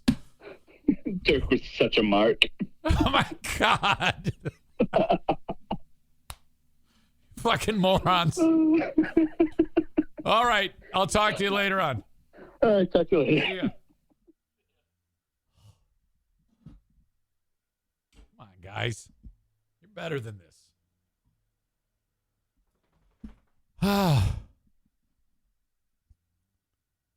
Oh my God. Everybody's so angry that they're actually taking these weirdo shots that are trying to upset me. Dirk says this segment makes Kyle's segment entertaining. Andrea says it was annoying. Aram says, no, you didn't plan it. It was just annoying. $20 says Cardiff is actually pedophile trying to get back on the show. No, I don't think so. Oh, you guys, man. That is fantastic. Makes me so happy. All right. Where were we? Hell, we're almost out of time. No, just kidding. Dave Chappelle. Okay. Now, if any of you watched the special on Netflix, I went into that special on Netflix under the lens of that people were pissed off in the transgender, gay and lesbian community. Okay. Because of something he said. And I thought, well, okay, I want to see for myself. And so then I watched it and I said, there's nothing here that they have to be upset about. This is all good. He actually is a huge ally to the gay, lesbian, transgender community. If you would fucking get over yourselves, you would realize that. This is a person that is on your team. The problem is you. All right? He even talks about, he goes, when it comes to that community, he says, I'm more for those Stonewall motherfuckers.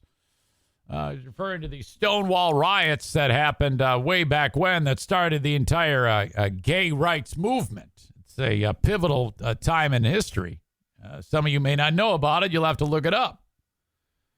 But this guy is not anti-gay, anti-transgender, anything. And you can't get out of your own way enough to ever realize that because you're too stuck in your cancellation nonsense that you're trying to do to this man who is absolutely, unequivocally an American treasure. I consider Dave Chappelle to be one of the most truthful, thoughtful, honest, funny, sweet, kind people on the entire planet. I love Dave Chappelle. He is the absolute shit. Okay? And if you watch what he says and watch the special or listen to it, whatever it may be, called The Closer, and you walk away from that in any way upset at the world, well, then you are, in fact, part of the problem and should fuck off. Netflix employees walked out Wednesday in protest of Dave Chappelle's special. And this article wrote, it's anti-transgender comments. There are none. were joined by allies who chanted "Trans Lives Matter," getting pushback from counter-protesters who also showed up. Well, good. They deserve that. A pre-noon rally at a Netflix office studio complex drew about 100 people, most on the side of an estimated 30 workers at the streaming giant, all woke as hell, that joined in afterwards. Some were willing to identify themselves as Netflix employees, but all declined to provide their names. If I'm Netflix, they're all fired. I fire you all. This is what I have. If I run Netflix, I got a wall in my office full of boxes. And written in red on every cardboard box, it says fired. And you get to look at all these fucking idiots. And then you say, okay, come on in. I want to have a word. And you walk in and you point, say, get one of those, get your shit, and get out. Joey Soloway, creator of the groundbreaking Emmy-winning comedy Transparent, was among the speakers at the rally. Chappelle's decision to share, quote, his outrage as comedic humiliation in front of thousands of people and then broadcasting it to hundreds of millions of people is infinitely amplified gender violence, they said. Wow. Did you see that? I actually rolled my eyes. It couldn't be further from that. Get over yourself and get over it. I want trans representation on the Netflix board this fucking week, the writer-director said. If I'm Netflix, I respond with no. Ashley Marie Preston, an activist and the event's organizer, addressed the rally and spoke to the Associated Press afterward. She said that calling out Chappelle for his remarks wasn't enough. I just go back to watch it. And I don't want to put words in his mouth or try to quote him as to what he says. You just need to spend a little bit of time, laugh your ass off, and enjoy what everybody else enjoys. Dave's great, period. He seems uncancelable to me, and that really makes me happy. And I think part of the reason why he's uncancelable, it helps that he's very thoughtful. It does help that he's black. It does help that he's been through a lot of shit because he's black. It does help that he has a history of walking away, as he indicated, when he feels that wrongs are being committed to him, despite it causing him great financial harm. He makes that very clear. Watch that thing. And then tell me, is this guy anti-trans or anti-gay? And if there's anything this guy says that makes you go, oh, no, wait a minute. You got to understand, this is a comedian. And the fact that Dave Chappelle puts himself out there and boldly plants his flag and says, fuck you, you're not going to cancel me. And here's what I'm going to say about it. And he doesn't give two shits. Tells me that there is hope for people who don't deserve to be canceled to actually get a leg up on those trying to cancel a person. In this case, him. Absolutely flat out bold, and I love it. And I love that there is all of this supposed blowback from these people, and there's articles being written, and every Tom, Dick, and Harry is talking about it, because you know why? That helps him. And this guy's got a lot to say, and he's thoughtful when he does it, and Dave is fucking fair. That's why I love Dave Chappelle. The way he, not only is he funny, but he gets out in front of it in the special and talks about all these accusations that have been made about him. And he is a surgeon in explaining his side and point of view about it, and is funny at the same time. The expertise at which he does it is just incredible. And I haven't even gotten, I watched it all the way up and watched that whole part when he's talking about that. And now he's moved on to other things. I still have about another 40 minutes of it to watch, 30 minutes or so. But man, is this guy something. So what else do these assholes want to say? I want trans representation. All these activists and woke motherfuckers. It was important to shift the focus to the people that sign the checks, because Dave Chappelle doesn't sign the checks. Netflix does. Well, Netflix loves this. This is great. You are helping Netflix by all of your crying and bitching and moaning. If we have companies like Netflix who aren't listening to their employees, who are focusing their employees to participate in their own oppression, that's unacceptable. Oppression. Who's being oppressed? Give me a break. We're here to keep people accountable. We're not going anywhere. Efforts are underway to start a dialogue with Netflix executives. They don't care about you. They're laughing at you. Okay? They're loving this.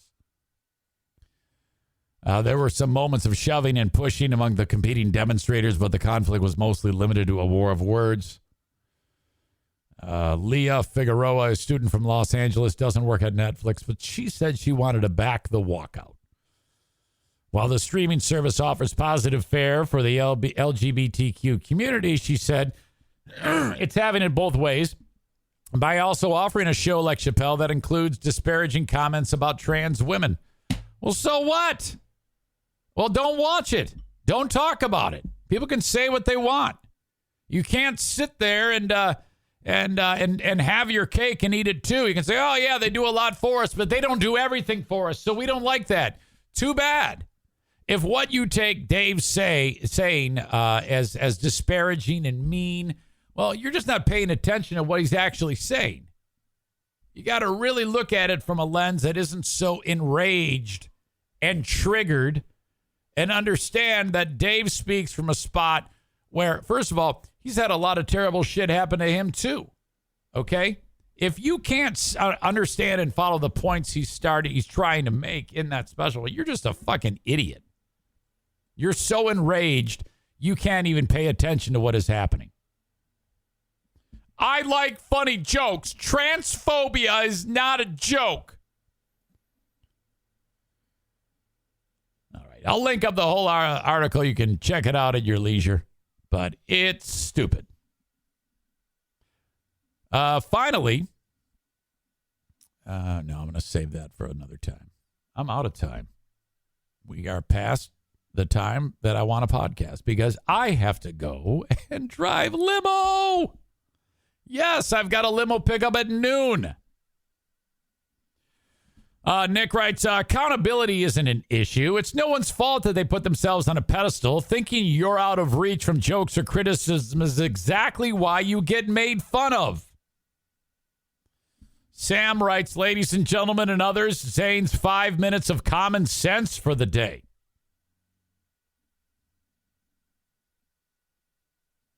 He also mentioned that he had a trans friend commit suicide after getting harassed by the trans Twitter community for supporting him after the last special. My God, that's incredible.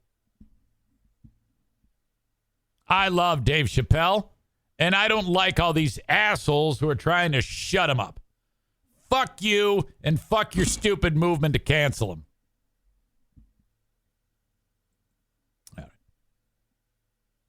Asshole of the day in moments. I would love to help your business. All these local businesses behind me have seen, well, some fantastic things happen with their client base, and I would love to tell the world about your business. Just reach out to me on the phone, on the email, eric@ericzaneshow.com, and I'll tell you all about it. Hang on. Damn it, getting old. Nominees for Asshole of the Day. Cardiff Electric is not included in that. If you non-creative, uncreative little flowers can't handle the comedy of Cardiff Electric, well, that's your own damn fault. He will be back on this show, and that makes me happy. Sarah Honda Granville. SERRA, HondaGranville.com. Shop online or in person. In Granville, Michigan, right next to the Cracker Barrel, across from the car wash on Kennewa by 44th. SarahHondaGranville.com. Yes, it's a little hard to get a brand new vehicle. There's a little, maybe a little wait time there. But you can still shop and figure out what you want to buy and make that purchase. Yeah, of course. But you might need a car yesterday. a certified pre-owned Honda from Sarah Honda Granville. On the lot now. Thank you so much. SERRA, HondaGranville.com. What are you waiting for? Reach out to Frank the Tank Fuss. He's a licensed independent insurance agent / broker for everything insurance related. So you're like, re-enrollment through my work. Zane always talks about this guy. I'm going to call him. It's that simple. Call or text Frank, 616-914-4070. Medicare, call Frank. Buying insurance on the marketplace, healthcare.gov. Definitely call Frank. You have insurance from your employer, but it's not that great. You want a supplemental policy. When you go to the hospital, they say, do you have supplemental insurance in addition to through your employer? Yes, I do. I bought a cheap-ass policy from Frank. Fills in all the blank spots. He does that. You can call him, text him, 616-914-4070, or go to buy, B-U-Y, buyinsurancehere.com and fill out the form. Anywhere in the U.S. There's a couple states he cannot service you, but he's got a umbrella of people that can. It all starts with Frank, and it's all free. Everything I've just mentioned is a free service from Frank the Tank Fuss. 616-914-4070.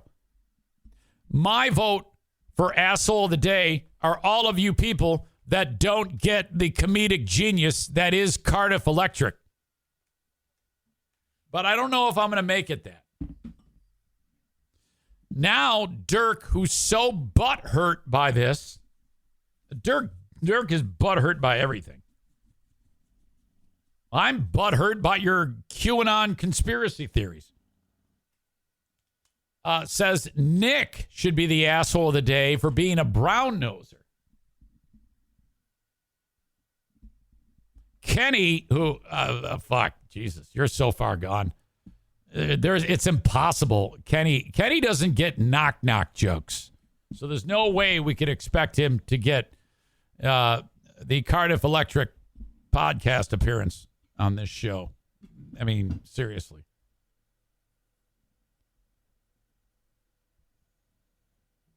All right. Dirk wrote, not butthurt about shit. You rolled the dice and it flopped. Well, I don't think that's the case at all. I loved it. Didn't flop in my eyes. It flopped in your eyes, but you're watching the show. Who gives a shit? Kenny wrote, there was nothing funny about Cardiff, and literally your entire audience is telling you that -1. Well, I'm listening to a bunch of vocal loudmouths here on the live stream who don't know funny if it would hit him in the fucking face. Dennis adds, still trying to figure out what I was supposed to get. I don't know. I can't help it if you guys don't get it. The only way the Cardiff bit would have been clever is if Cardiff and Nick are the same person. What? Wait a minute. You mean you don't know who Cardiff is, really? You don't know about that? Okay, I absolutely took too much for granted, and I'm not going to reveal who it is.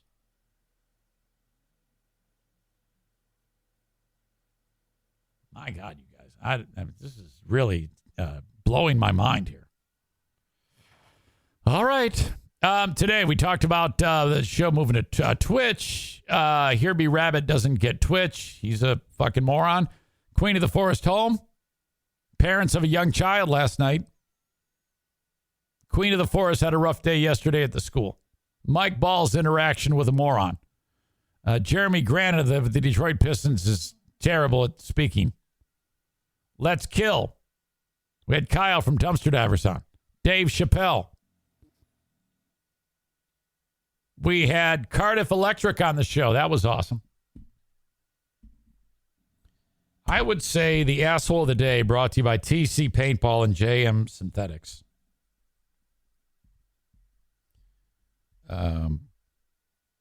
Has to be the trans community.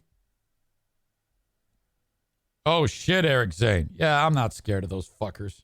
Fuck you for trying to cancel an American icon, an American legend. Go fuck yourselves for trying to cancel Dave Chappelle. Get over yourselves and eat tons of shit, too. All right.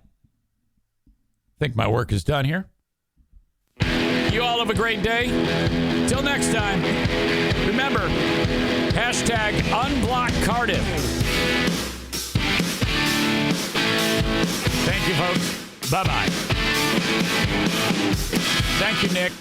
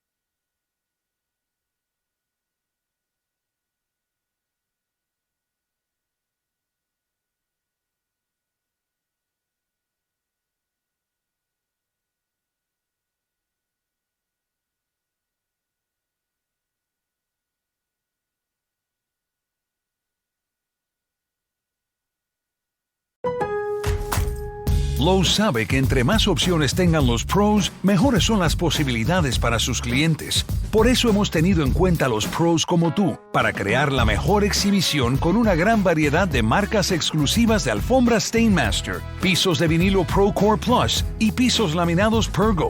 Aprovecha grandes cantidades de los artículos que necesitas y a buenos precios cada día. Otra razón más por la que Lowe's es el nuevo hogar de los pros. Hear that? Is that America cheering or a sausage patty sizzling to perfection? It's time to cheer for Egg McMuffin and fresh cracked eggs at McDonald's. It's time to wake up to the aroma of freshly baked biscuits and treat yourself to a real honest-to-goodness morning meal. Breakfast, it's on at McDonald's. Now enjoy a large iced coffee for just $2 and a breakfast sandwich to make a meal. Prices and participation may vary. Cannot be combined with any other offer or combo meal.